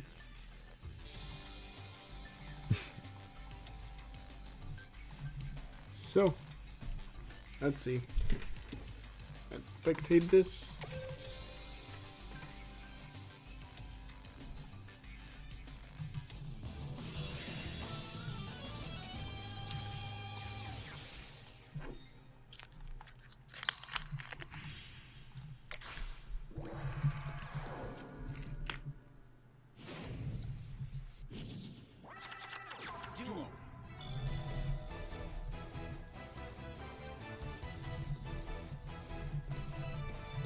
So let's see, second try now for Sipper also. Yeah, looks like we're second ever. Actually, let me go back and check. I don't think that's. So he's not going first this time. It is Date going first. 5-5. SunClan has a chance to take advantage, take the lead for the first time in this match.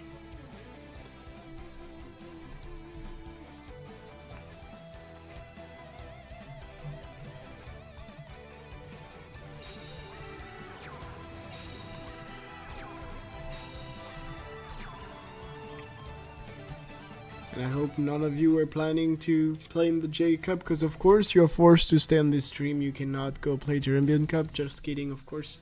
Leave me here and go have fun in this tournament. I'll watch at least.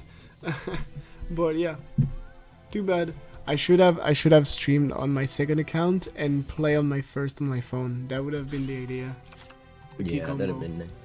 But I mean, nah, I wouldn't have played in tournament and cast at the same time. What's crazy? Yeah, no. It's just crazy because what's it called? Is the transfer bug still going on? Or if you know about it at least, about what's occurring with it? I don't think it's going on anymore. Let me try, because I got locked out of my account on mobile, and honestly, it was really crummy. Like, I hated it. So, if I can, use my own account again back on the phone, I appreciate it. Nope, can't get in. Rip. Okay. Alright, well, that was fun. At least we're still blue stacks, so. It's weird. Now you should be able to get on, though, on mobile and everything. Yeah. Hopefully Konami fixes this.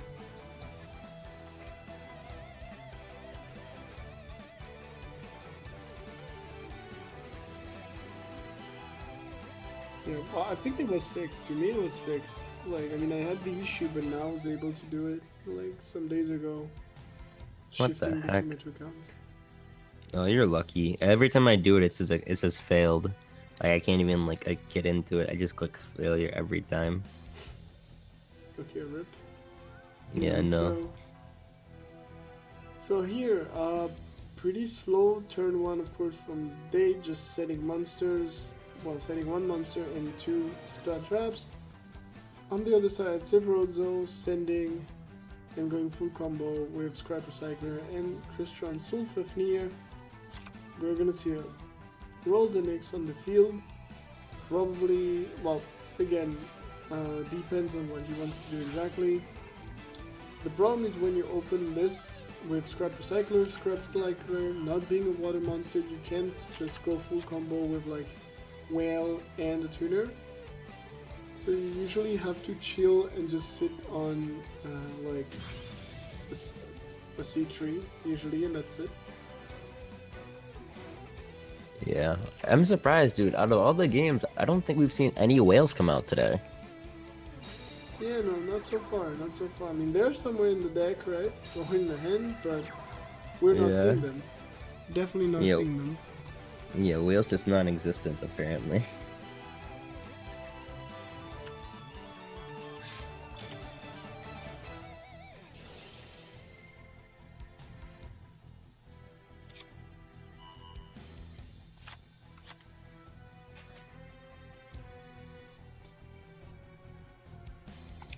So Alistair adds invocation turn 1. Are we gonna see a turn 1 Casitas again? Or we're gonna see maybe even a Magelenica?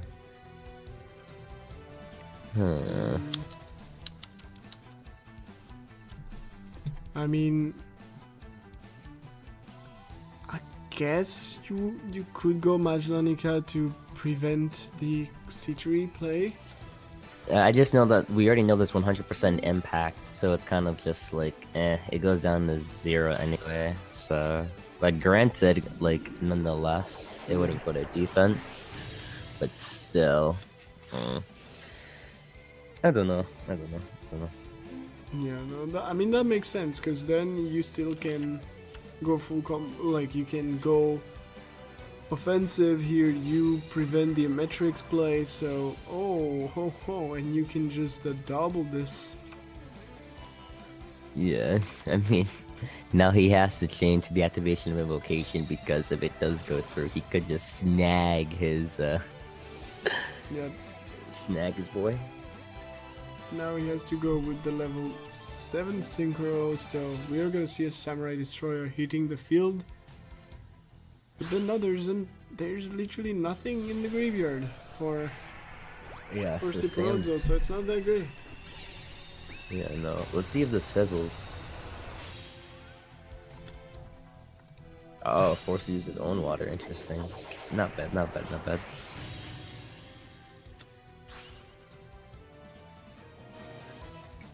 Playing around Impact 2, putting Casitas in attack position. Nice. So now essentially we can see a full board clearance.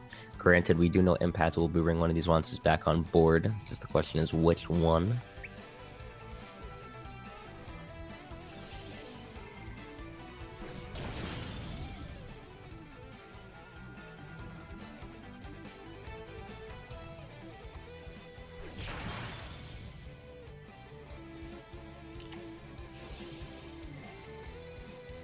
End phase CC hitting in the back right hand side card.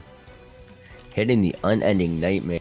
And there's the impact we mentioned earlier, going to come right back out. Probably going to bring out the Smugger, which he does. Nice.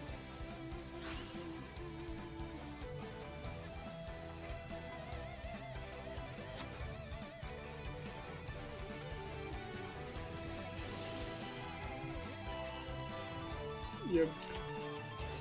Oh, Unending Nightmare. Oh my god, this is gonna be key here. Getting rid of the Umi when, of course, Smyga wanted to destroy it to summon a tuner. This could be bad, but we're seeing an Undyne here. Undyne, you can so honestly go whale or just I was gonna say we could see him go whale there. And granted, whale's big enough to not only get rid of that Casitas, it's also whale from hand. Okay. Yep.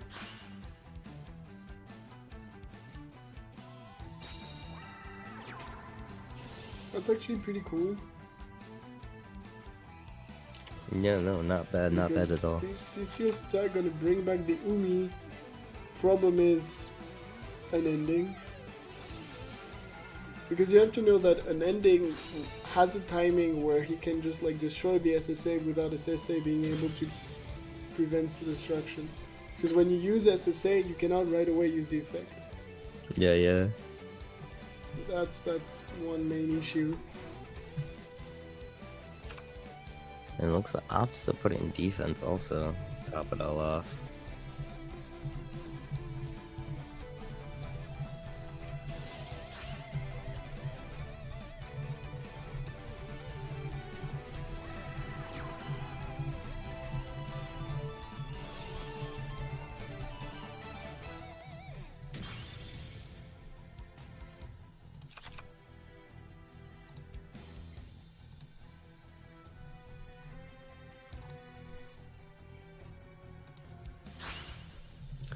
Looks like he's gonna go into Amatrix. You're gonna put all of them in defense, making good use, or follow-up I should say, of that impact, because everything currently is at 0 now, which is nice. So now he can comfortably swing over. But then again, that goes right back to my question of why would you go ahead and special summon this in defense where you can just swing over both? Okay. Yeah, why well in defense? Yeah, not Not getting this one. not the fan, but whatever.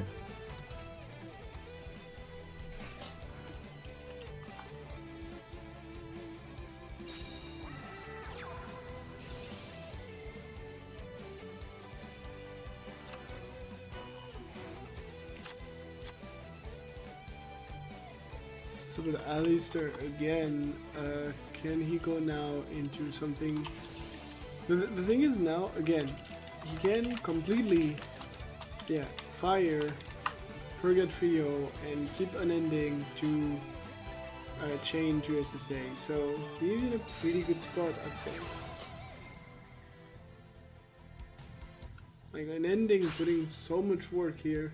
Really good tech in if you expect SSA to be what is brought to counter this. So Date actually having a really like nicely tagged deck list for this. Yeah, I don't think he did. This is gonna be. Well, you can attack the whale first and then the Matrix, and this will probably be it. Yeah, so he'll swing into the whale, and then after that, whale will probably activate the Umi. He might chain to the Umi if he even opts to do it, or the SSA. Yeah.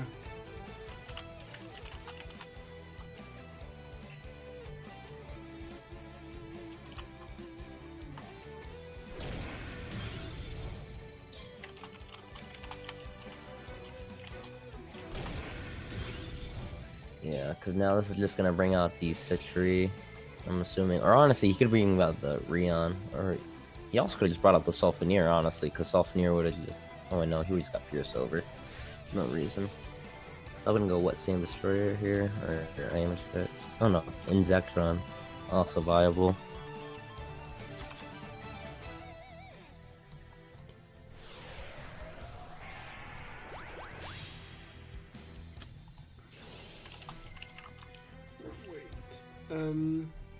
So he went.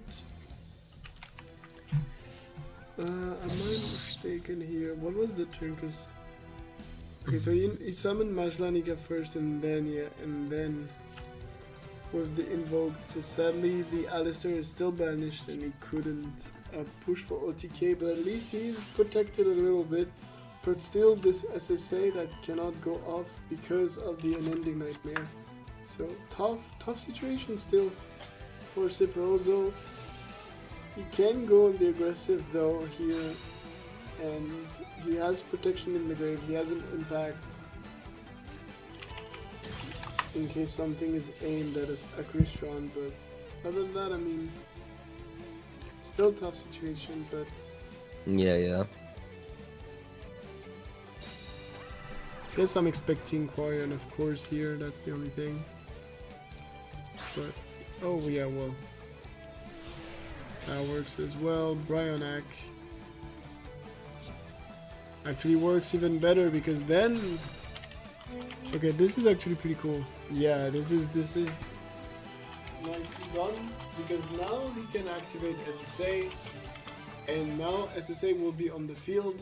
So if you use an Ending Nightmare onto the SSA, then you can chain SSA, you banish one of your water monster, and you're safe. Wait. Oh. Last time I checked. Yeah, well, SSA, right? But well, last time, like, it's actually cool suiciding Insectron, because the suiciding Insectron, of course, Insectron is not protected by SSA. So just gets rid of him.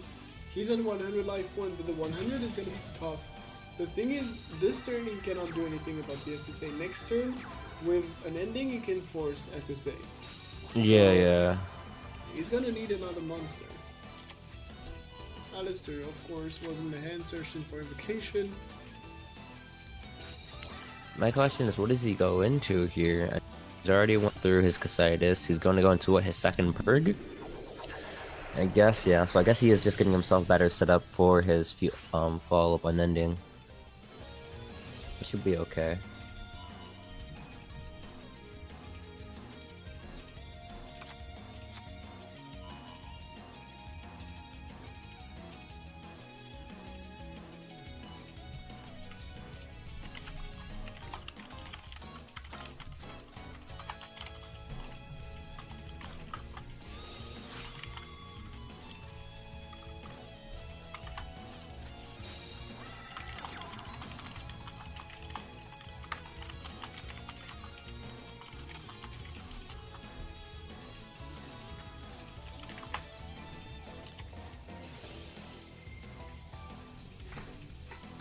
Okay, looks like he's gonna swing an unending, like you just mentioned, is gonna chain to the Umi, but SSA will be chained to that to banish off the Brionic. So now he can swing in and get rid of the Purgatorial, which he does. Solid plays.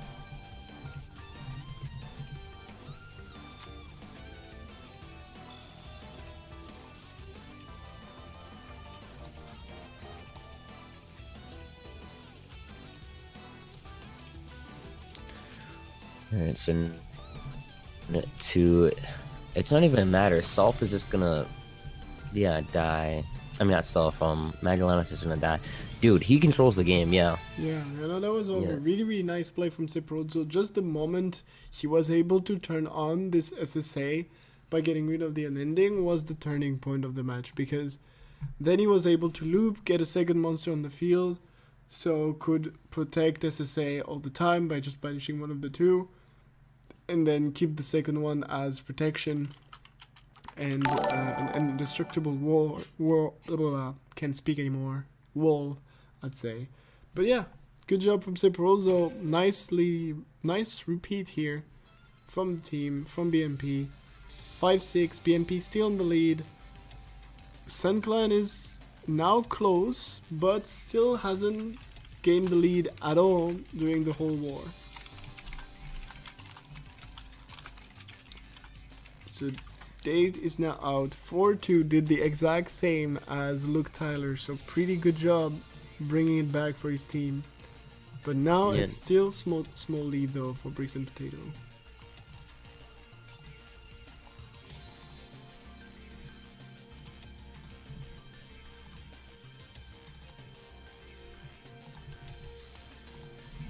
Now again, they can counter pick. They have 2 players left, so hopefully still have at least one good pair that can go against the Crystron SSA. If not, could be tough.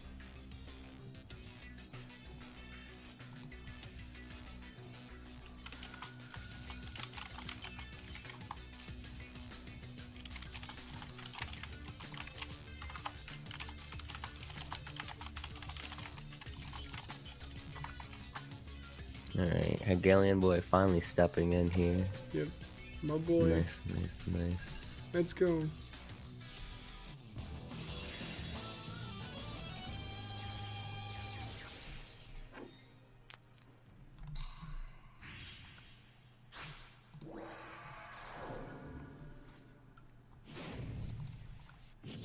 And Hegelian boy with these. Looks like Cyber Dragons are gonna come in. Interesting. Yeah, I guess. I mean, matchup is pretty cool. Yeah, it's definitely different. I think both players right now are just in an awkward position overall, so it's kind of just like, okay, what do we really do here? Yeah, I mean, of course, the Cosmic Cyclone threat is the main threat for like SSA, because then Overflow doesn't target and everything, so it's hard to dodge. You cannot use Wayne on it. At the same time, of course, the whole matchup, Crystron versus Cyber Dragon, is not in Cyber Dragon's favor, because again, Soulfafnir in offense is just horribly hard to deal with.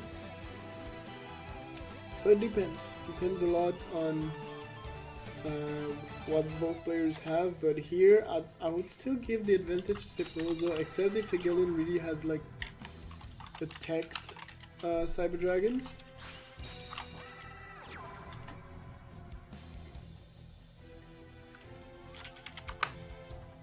So it really depends on that. Like if they have, okay, so SSA being used in draw phase right away, get the Umi back, preventing I guess any shenanigans. But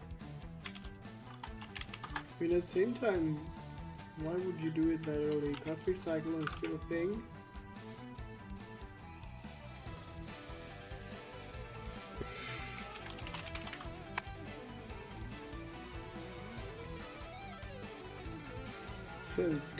This Sulfafnir in offense is just so annoying. Like, what are you supposed to do? Like, this really is like such an oppressive board. You have a level 5 destroyed. You're able to go comfortably into your sink. Wait, Luna Lights? What the? Wait, wait, what? Yo! Oh my god! Well, MasterCard saying you can scoop a said dragon, yes, because we thought the same thing, but no. Dude, I respect this man so much more. My Luna Lights are back. I mean, the thing is... I mean, there's the... Wait, Cat how do you Dancer... go through an SSA?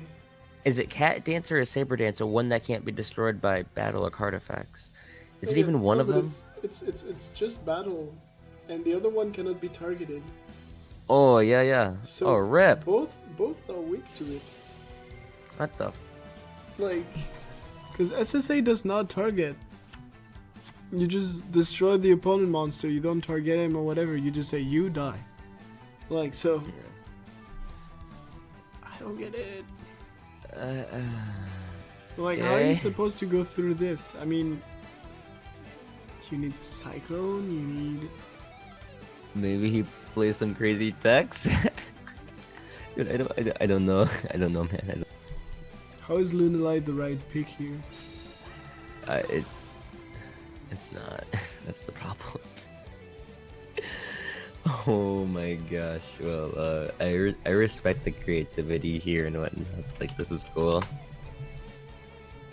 Like, you know, Sun Clan really does some spice, and I kind of like it. Like, oh, okay. Whatever. Okay. Crimson gonna lower what to 0? I mean, yeah, but I mean, you just destroyed.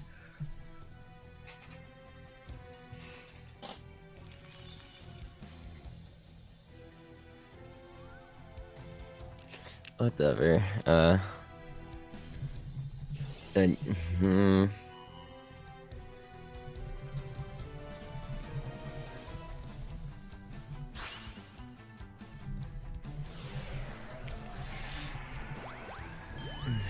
Okay, okay.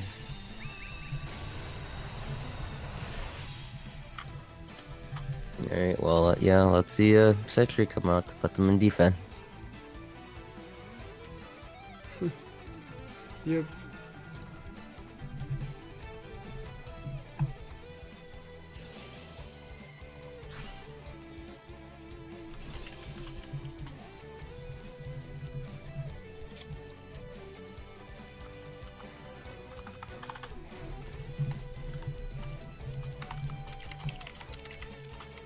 God damn it, I still don't get the Lunalight thing. Like, how is this supposed to counter SSA or whatever? Yeah, you don't...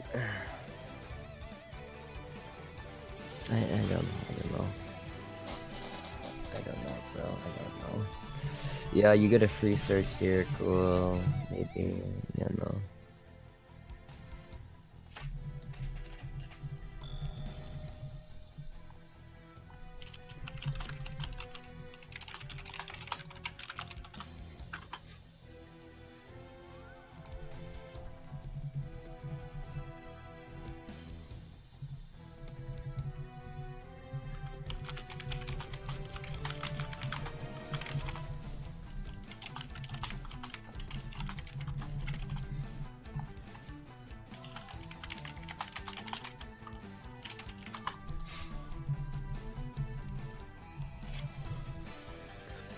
Still not getting it.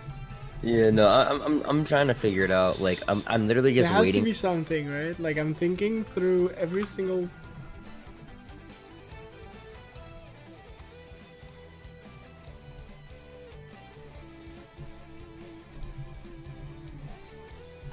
Yeah, I don't know, you know.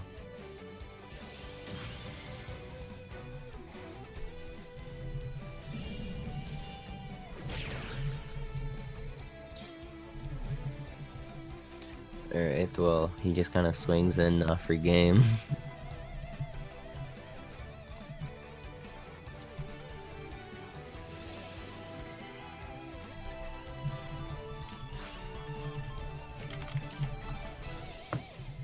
Yeah, Impact is just gonna special summon it. Like, dude, that's yikes, man. That's tough. Well, whatever, I guess. Yeah, no, I don't.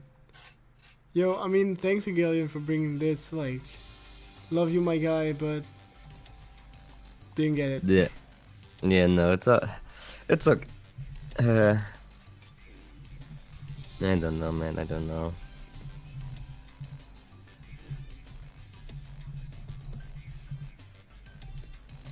Yeah, I think they just ran out of counters, unfortunately. SSA Crystron's just doing what they do and just showing their real oppression.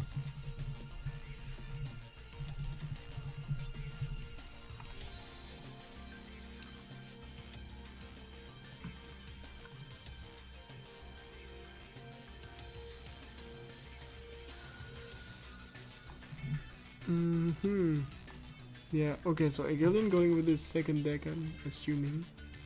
Yeah, yeah. Let's go. Yep. That's the moment where we see a repeat or something. Quick. No, I'm gonna play this. It's cool. I swear. I imagine like Agalian's teammate right now, like, yeah, trust me. Wait, is this? They actually repeated, right? No, let me check the channel. Yeah, please do. It's not a repeat, it's not a repeat. It's not a repeat, okay. Okay. Cyber Dragons this time? What the hell is this? I mean, Lunalight has some good matchup all over, right? But Chris on SSA ain't one. Yeah, Holy no. hell.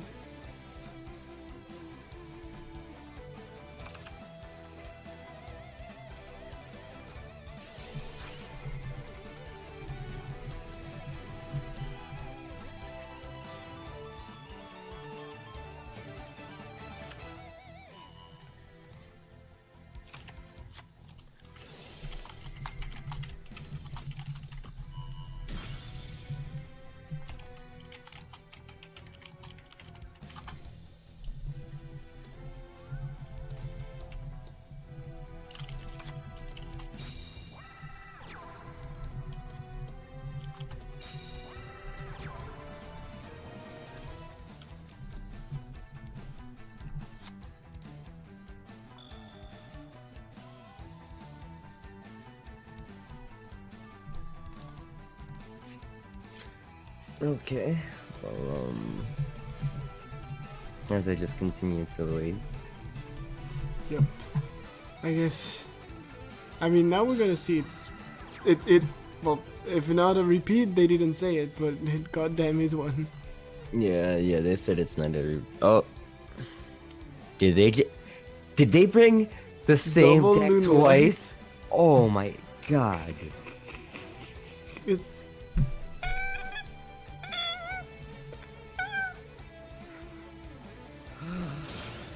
Agalian, please surprise me on this one.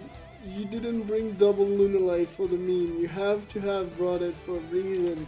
Show me, my man. Show. I have no idea why. I completely give up on finding why you brought this. I mean, overall, I could find you reasons. Here, no, but okay, sure. God damn it.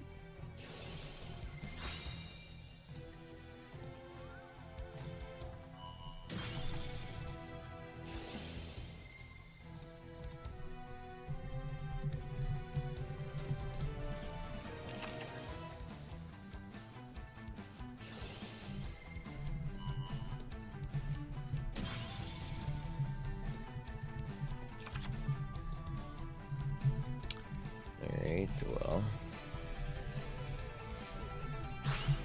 Yeah, level 7. He's gonna go in with Sam Destroyer.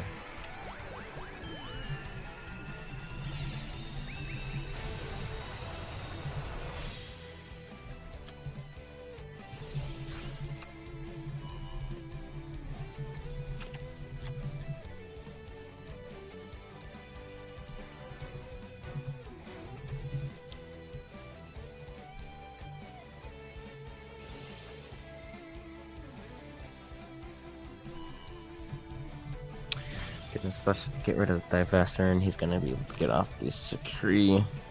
He's going full attack mode, so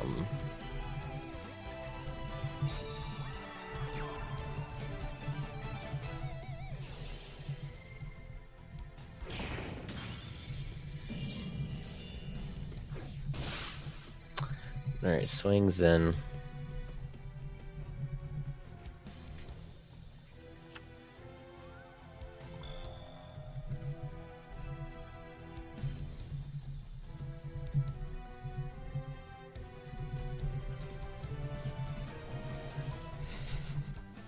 Just, Yeah, I'm seeing the you know, the sleeves and the mats. So I'm wondering if that's a hint. Like, I don't know. yeah, Jinzo could be like, okay. That's the only thing I see.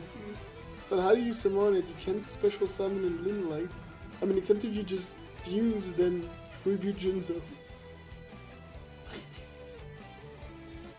I mean, like, we asked Tigelian to show us why Lunalight, so this might be a hint. Yeah, like I don't know. I don't know at all. Like, Lunalights are cool, so I mean I'm like glad with it, you know.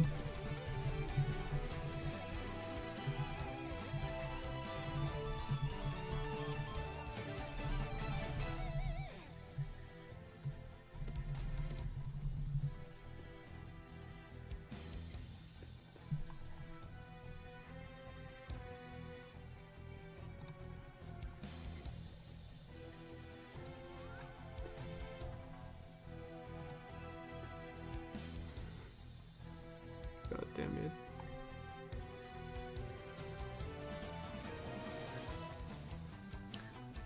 Yeah, okay, well, a lot of thinking going on for, I mean, at least the Lunalight's prismatic, which is nice. Yeah, If I guess Lunalight's that's from, right. yeah, if Lunalight's from meta again, I mean, I'd be pretty happy, to be honest. I like Lunalights a lot, so. I mean, you got top 32 in MCS with Lunalights when they first came out, so I mean, you clearly like the deck too. And Rattle up in the chat just going like, yeah, it's double Luna. I'm like, yeah, okay, well, yo, what? Yeah, you what, mate?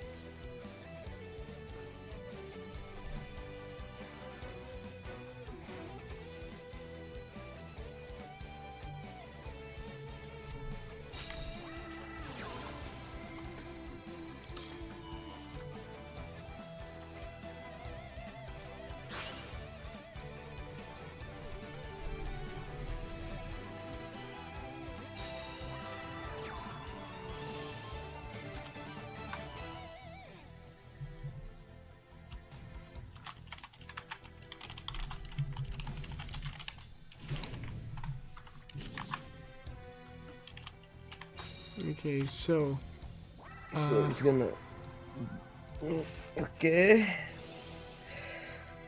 Now, what do you bounce? All of this just to get hit with an Amatrix incoming. Oh my goodness, man. This is like a really rough spot. Like, there's.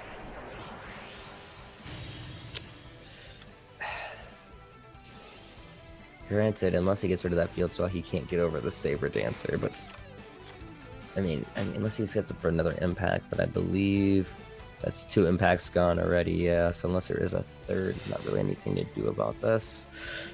I guess as long as there's not SSA, you know, there are plays, right? Yeah.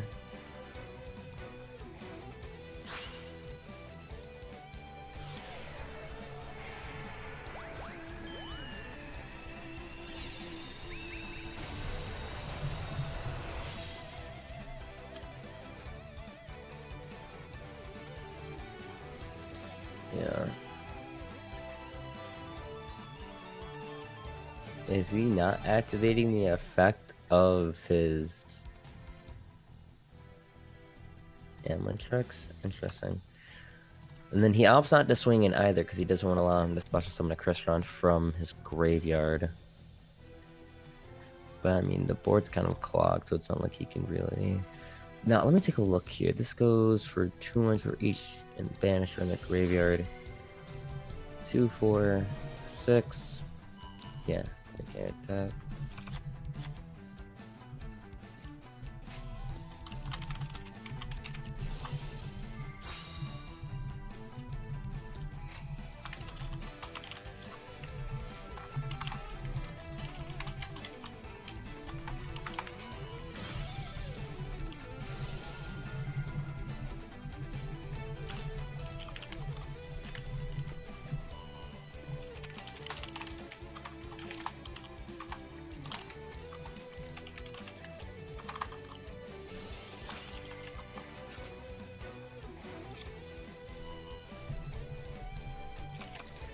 Alright, so level 5, level 3, wait, so I mean that must reveal he must have an SSA back here. So he did take the clear space. But he either made space for his Rion to special summon to go into an Exectron, or he's revealing he does have the SSA trap in that back row. So he could always like banish the Rion if he sent the synchro summon. So if he opts to swing into the Solve, he could activate to get rid of the Saber Dancer. Also fine. I'm assuming Brionic here also could be nice to also reveal he does have the SSA trap. But Insectron does the job, I guess.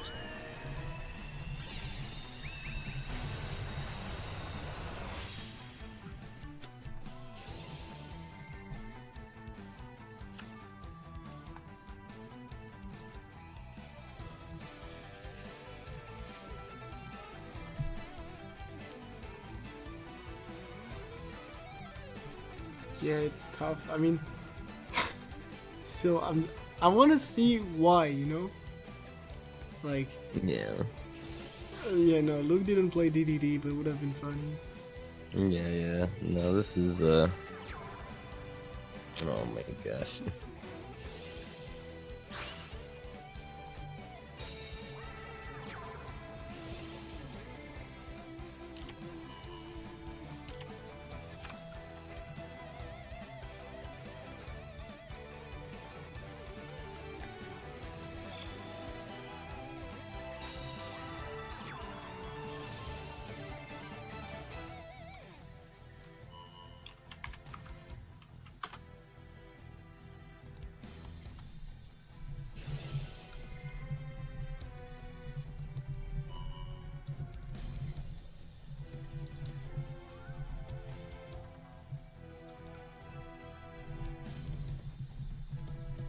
So, well, now there's the whale, now there's the SSA.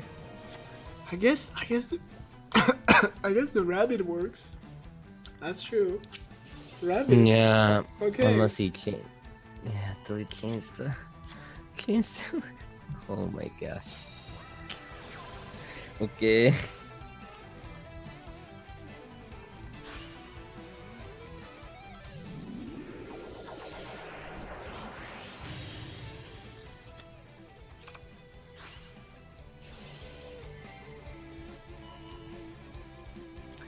Alright, so now he's gonna put that down, but he's gonna stop the targeting anyway, which is his negate.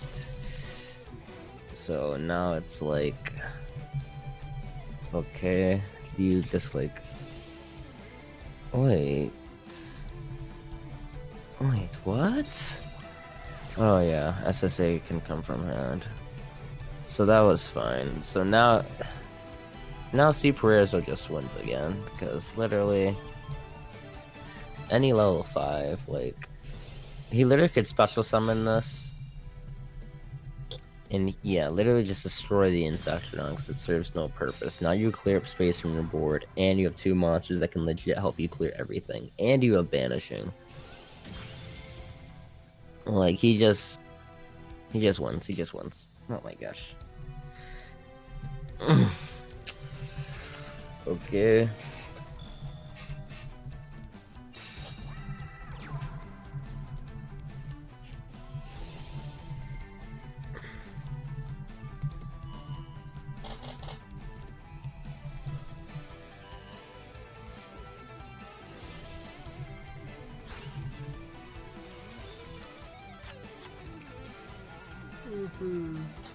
Yeah. Well. Okay, back to casting more focused on it. Sorry, thanks Cosmic for that. No, you're fine. You're fine. But I was actually helping because there are some like issues on the Smash GG of like Jerry Cup right now, and some issues with players. So had to jump in because nobody knew how to manage the Smash. So now I'm good. Everything should be fine on Jay's Cup, hopefully. But back to casting the whole thing because that's why I'm here. So yeah, well, I'm happy to see Lunalight actually doing stuff. Yeah. Is it gonna be enough though? Because here you just have the synchro and that's it, right? Yeah, no, it's just taking super long. That's really it.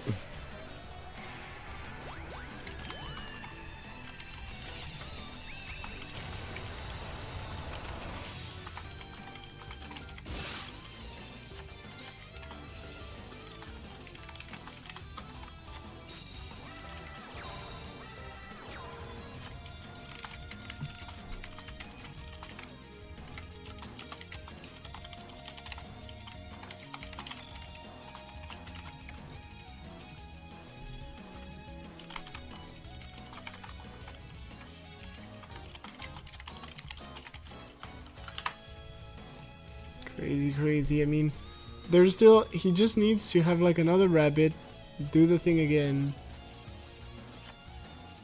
and I guess like this he would be fine. Yeah. But that's the only thing I see.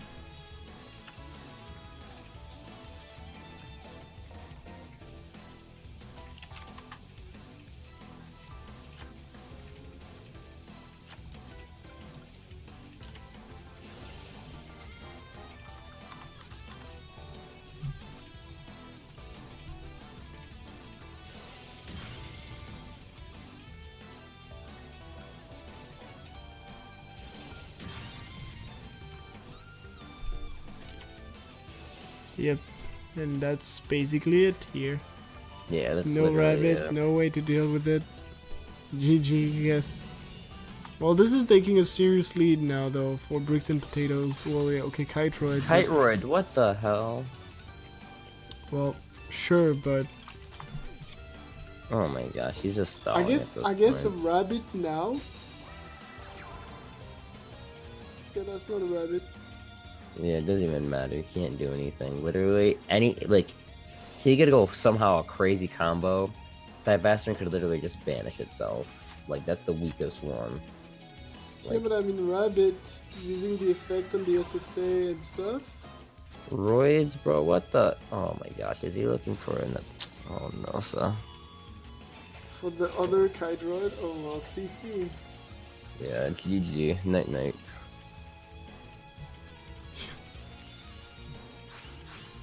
70 people here to notice this.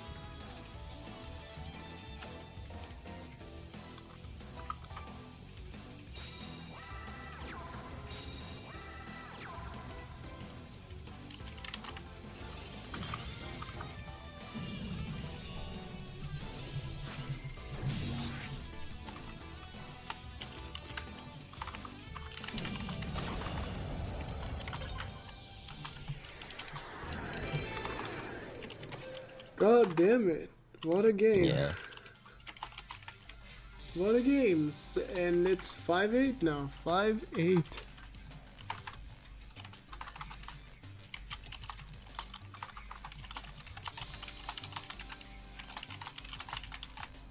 It's pretty crazy, I mean. Yeah.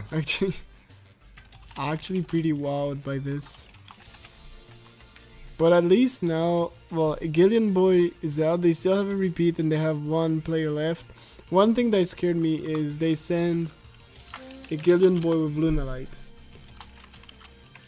Yeah, so that I just think that everything else it's like horrible.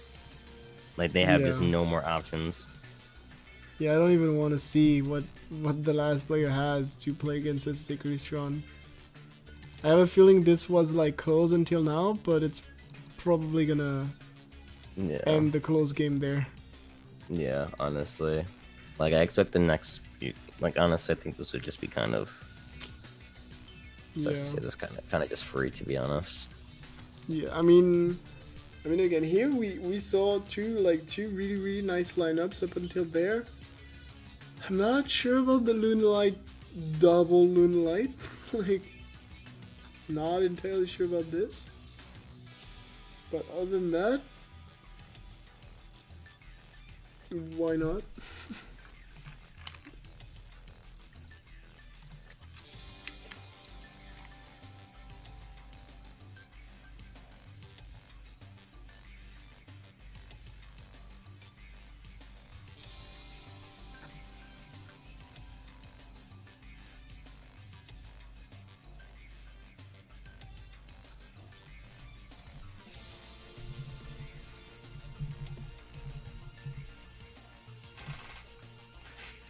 Alright, well.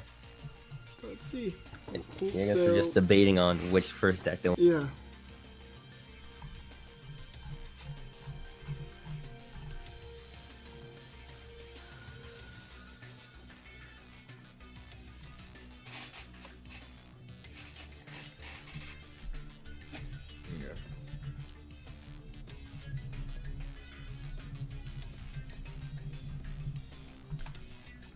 So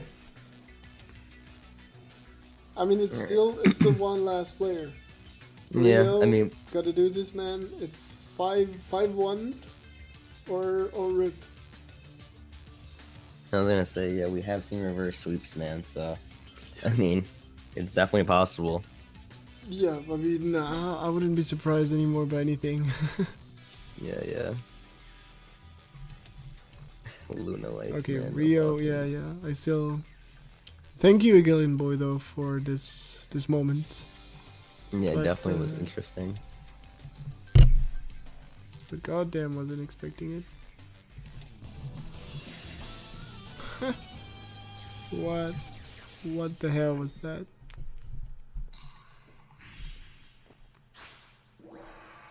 Okay, 2 decks left for Sand Clan. Their last 2 decks. Last player, Rio, with Heroes. Yes, I understand why they did not send that. Yeah. I mean, and I wonder if this is the plasma build, because if it's the plasma build, then I actually would kind of wonder a little different.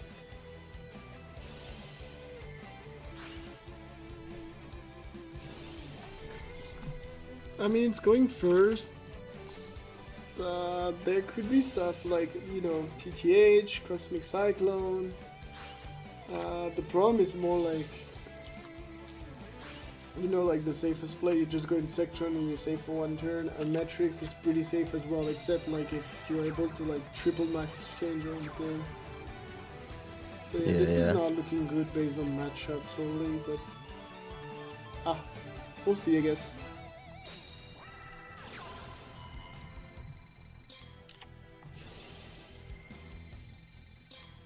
Cosmic Cyclone on the Umi. Yeah. Yep, that works. And another Cosmic Cyclone. I mean, that Is also this means only 3 cards, right, in hand, so... Yeah, I was gonna say, unless it's a Sulfur and a Smiger, or anything that allows him to search, I think he might have actually bricked. I think it's a mass change face down, to be honest. Yes, I would activate it, I guess. Yeah, it's a mask. Yeah. Again, only 3 cards in hand. So who knows?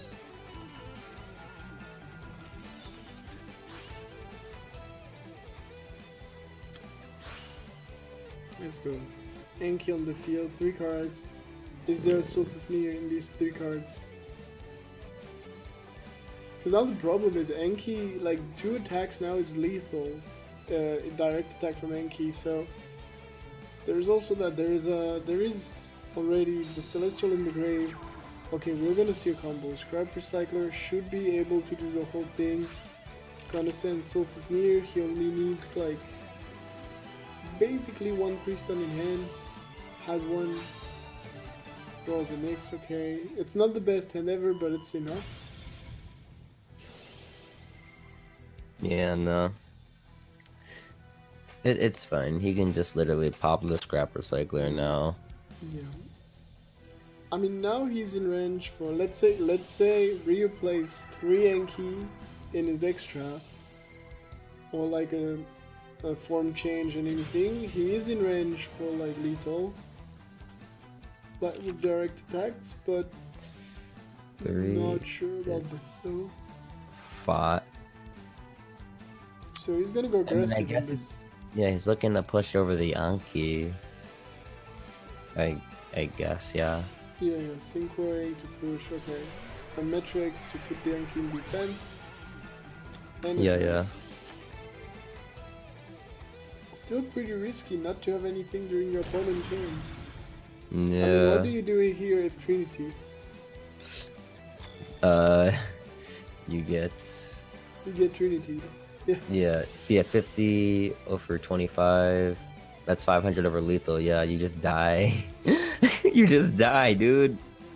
Yeah, I'm not sure this was the optimal play. I mean, I think banking on... I honestly think banking on not double mass change is better than banking on like no Trinity play. Yeah, no, he just gets it with Trinity and he just dies. Oh my goodness. Yeah, well... I mean... Yeah. Only 2? Wait, what?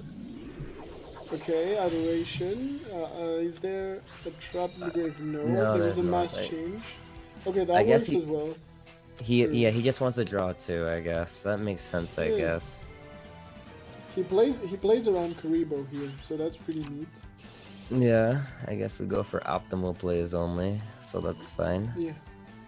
Well, surprisingly, Hero is taking the game versus SSA Christian. Wow. That's funny.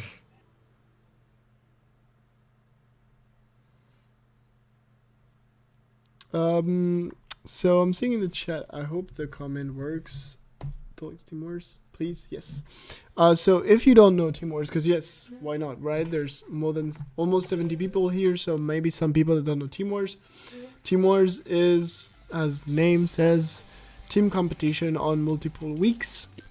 If you want more info, just join the Discord, Duel Links Team Wars Discord.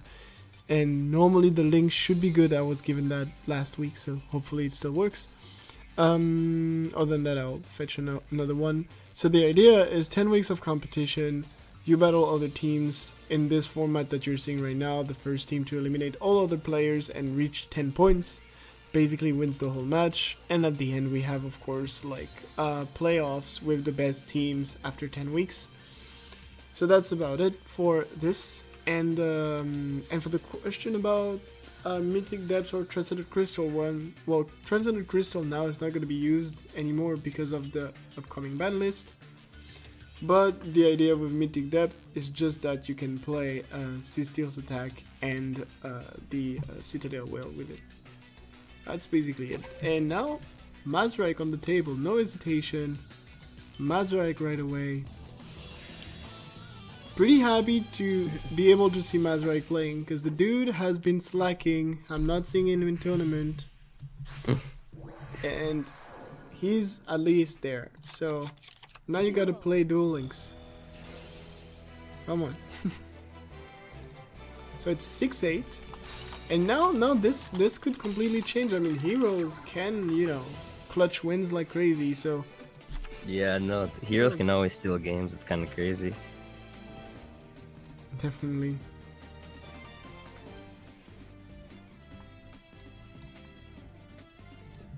Who knows? And there is still one deck in the back for Rio, so we don't know. Who knows? Who knows for real? This I was really afraid that SSA would be the one deck that, you know, will not lose, but it eventually did. So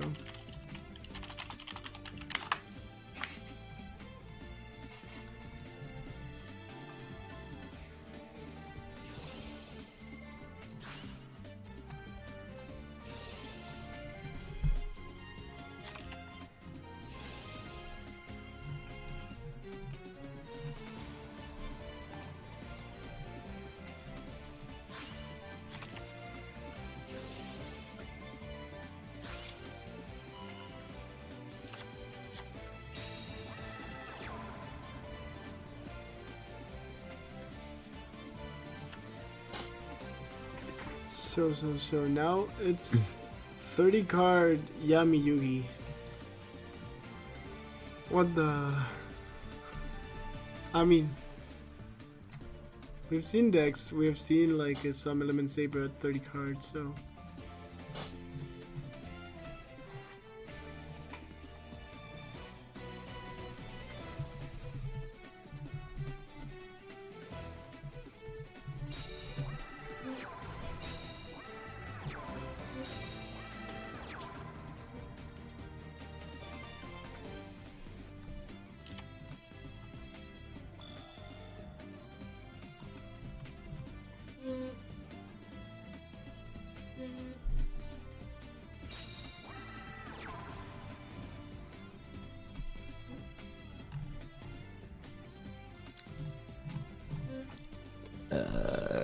What the? Yeah. Yeah, the 30 card stall deck from Mazarek. Yeah. Mazarek, did you literally come back to Duel Links to play stall? Oh my goodness. God damn it.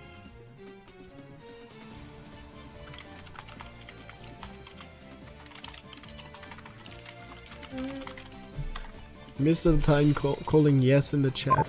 Shame. Like, for real though. Trini, what?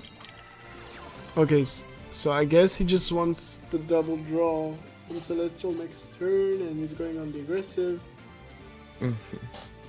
Trini. Don't laugh, Murphy. Don't laugh. I'm sure you deck builded this catastrophe with him. Yeah, I was like, why would you Anki a Trinity?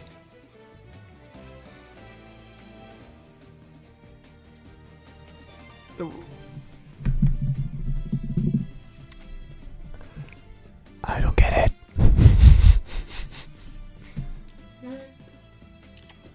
I have no idea what he's doing. Uh-oh. Okay. Mistletoe. Mistletoe is here.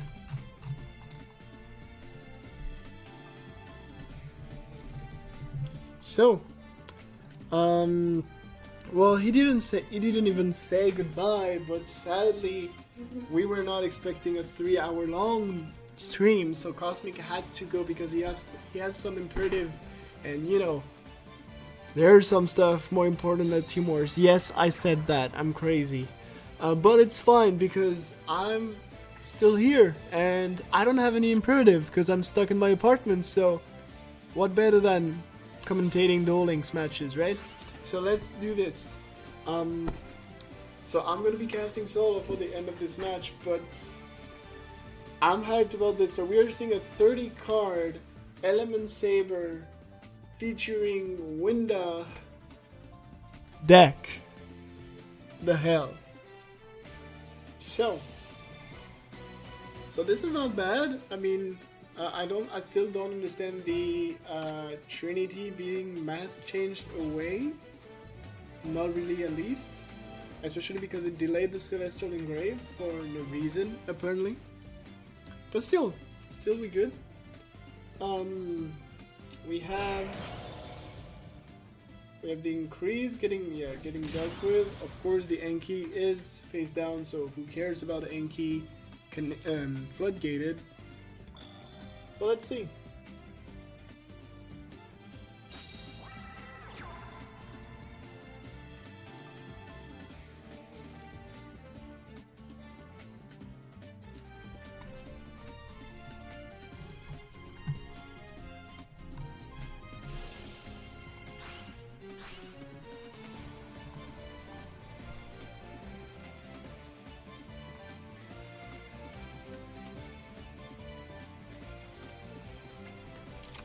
Let's see. Double draw from Celestial. Can he really have an out to this? I mean, there is no field spell, meaning Molehu might be like off, depending on, well, if there's a Element Saber in hand or not.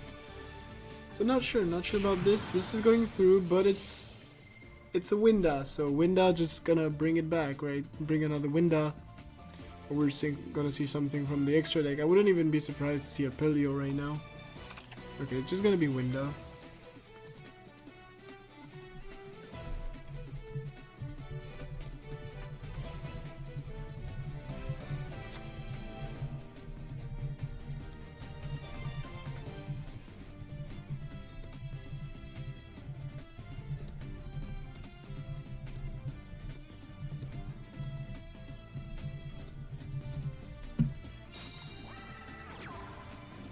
Yeah, I was expecting the big dolphin, or I was expecting like a Pelio, but I guess if there's a mass change, you want to go Winda, just in case. That would potentially tell that the Element Saber is turned off, or like, because otherwise he could just go a Pelio and just chill with it. On top of that, though, I'm not sure he runs that many, of course, of the ulti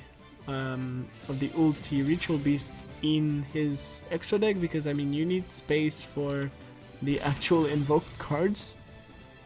So not sure about this, but it's still 6-8. This is a really close match, guys. I don't know if you realize this, but this match was 5-5 at some point, and 6-8 is far from being like a demonstration by one of the two teams, I'd say.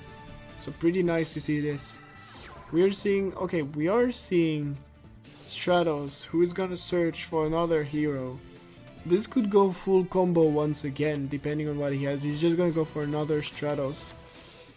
6 cards in the deck, 1 card that we don't know in hand, that is a mass change.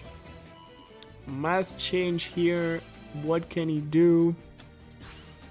Okay, that helps. Mass Hero Blast is pretty neat. But at the same time, increase. So I don't know. It again it depends a lot about whether Moleu is turned off or is not turned off.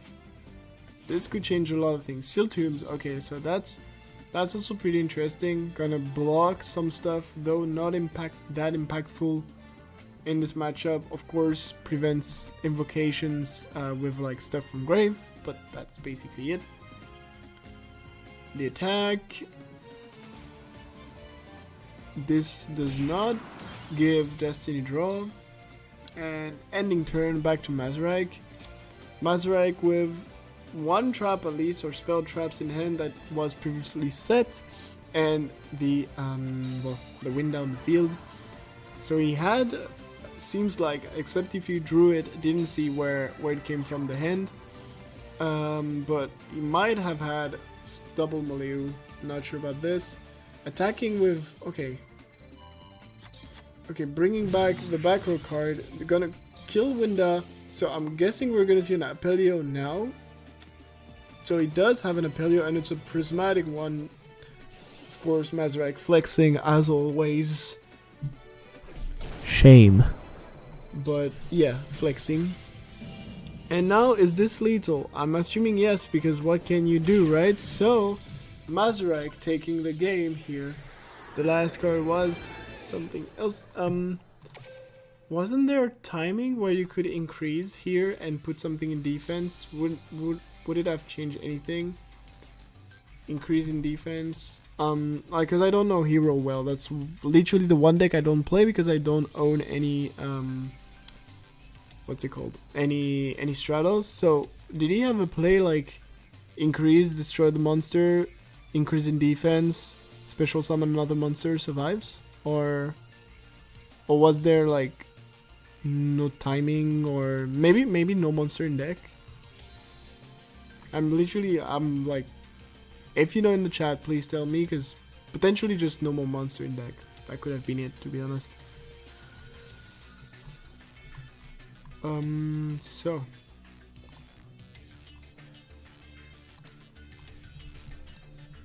So where are we at now? We have the very last deck from Rio.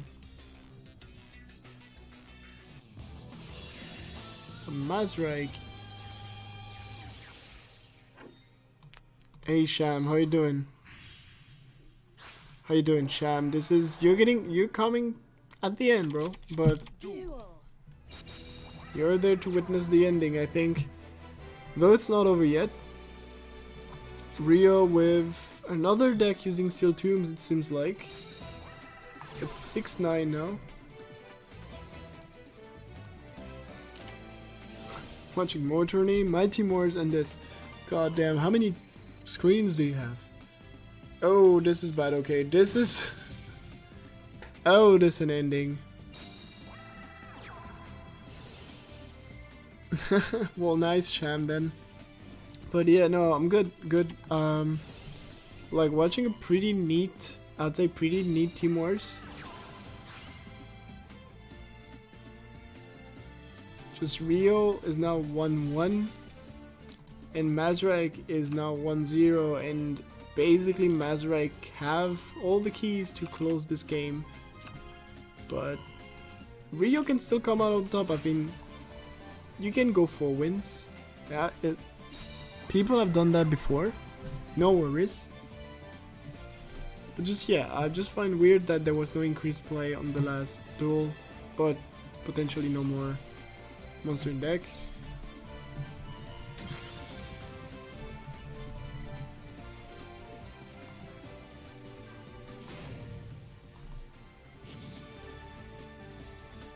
Oh, but wait. I think increased effect is only main phase, right? I think, yeah. Okay, yeah. Just remember that increase is only main phase. You can't do that battle phase. Would be a little bit broken. True. So yeah, can't do that in battle phase. You can bring him back in battle phase from graveyard into continuous, but not use his effect. So yeah, makes sense.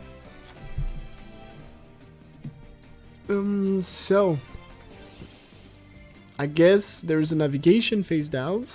That's one thing, but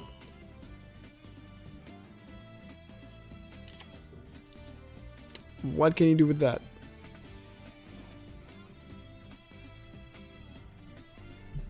Navigation, bringing Kaiku could prevent some sort of fusion with evocation from grave. That will probably be it. So fire. The problem is if he does that now, navigation into Kaiku blocks it.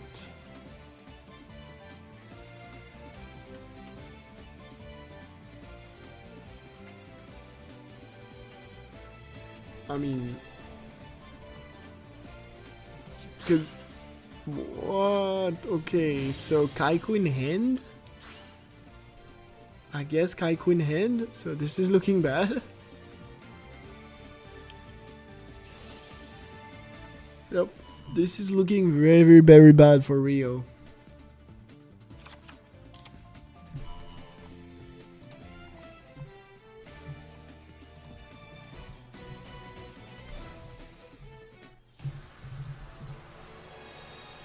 Is this just gonna be it like this? I mean, no Kuribo, no nothing, just rip. Navigation being used. Weird to attack. Why would you attack with Molehu first? You're just gonna block, lose an attack on this. Why doing that to yourself? If you attack with the other one, oh well, no, yeah. Yeah. Because wait. If you go Purgatrio first, so you take 2,300.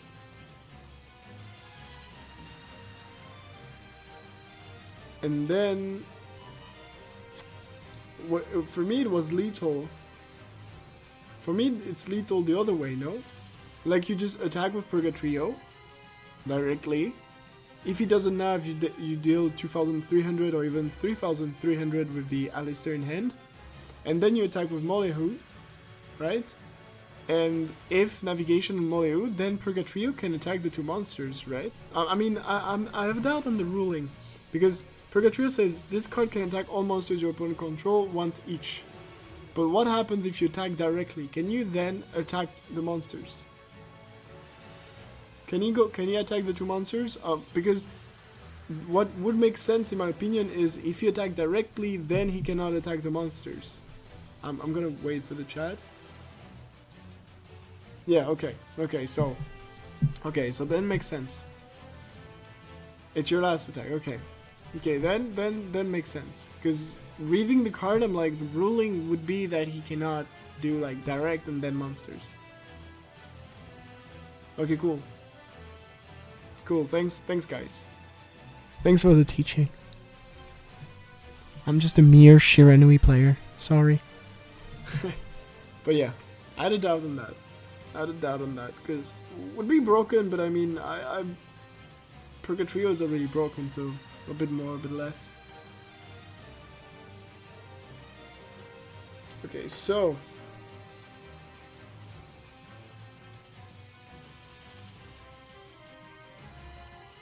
calm down, rattle up. But yeah, you're not washed. Nobody is. Look, people thought I was washed. Won a tournament. Might still be washed. I have no idea. So he used it. So here there's literally nothing. There's just an ending that can still stop a circle. So that's big, actually. The one thing that can be annoying is that there's an ending stopping a circle. The one thing though is here, if you go navigation, sure you can. I mean, if you go navigation here, you cannot deal with the Purgatrio, and the circle will be dealt with the an ending. So looking pretty bad, not gonna lie, for Rio, because he could have a chance if he was able to full combo into like circle now, navigation, blah blah blah, but can't really do that because of the back row. On top of that, I mean, just the Purgatrio is just a massive issue. Destiny Draw was already used, but except that, I don't really see an out. Wait. Did we just... He led the search... Okay. Well... Yeah, okay. So, he could let the search go. The one thing he couldn't let go was the banish then. So, he was fine with letting the search go. I guess. It wasn't an issue. And that's it, guys. 6-10. 10-6. Mazrek taking the match for his team for... Bricks and Potatoes, 10-6, Bricks and Potato winning versus Sun Clan. What a match, to be honest. What a match, we noticed. Pretty tough, pretty close for the first half. 2 hours, we only had 5-5. And then Ciperozo with SSA Christian made a difference that, well, I guess they didn't get back up, you know. Like, Galen Boy tried with the Furies, didn't work, but... Was a great match. Was definitely a great match. Congrats to both teams. Thanks a lot, you guys, of course, for tuning in for all this match. It was 3 hours and 15 minutes long. So pretty long. Of course, thanks to all the people who followed and even subscribed to me. That was pretty neat as well. Thanks a lot, guys. Don't forget to join the Duel Links Team Wars Discord and to subscribe and follow them because that's where it matters more than me, for sure. I do content, but they make the community alive, to be honest. They help keeping it alive and doing that well because the community is doing really well so far. So thanks a lot for all the refs also, and thanks to Rattle Up who helped, of course, as ref for this match. And well, thanks Cosmic who had to leave. And that's basically it. Was fun for me. Thanks to both teams, of course, for this match. And of course, Rattle Up. I'm gonna host Team Wars. I'm just trying the /host thing, but whoa, what was that? Okay, sorry for the horrible sound that you probably heard, but this was all for me. Thanks a lot, guys, for this. Was cool, and I'll probably see you next week, right, for another great match.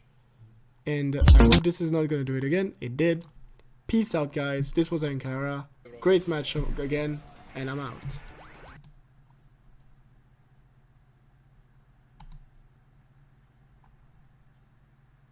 So sick.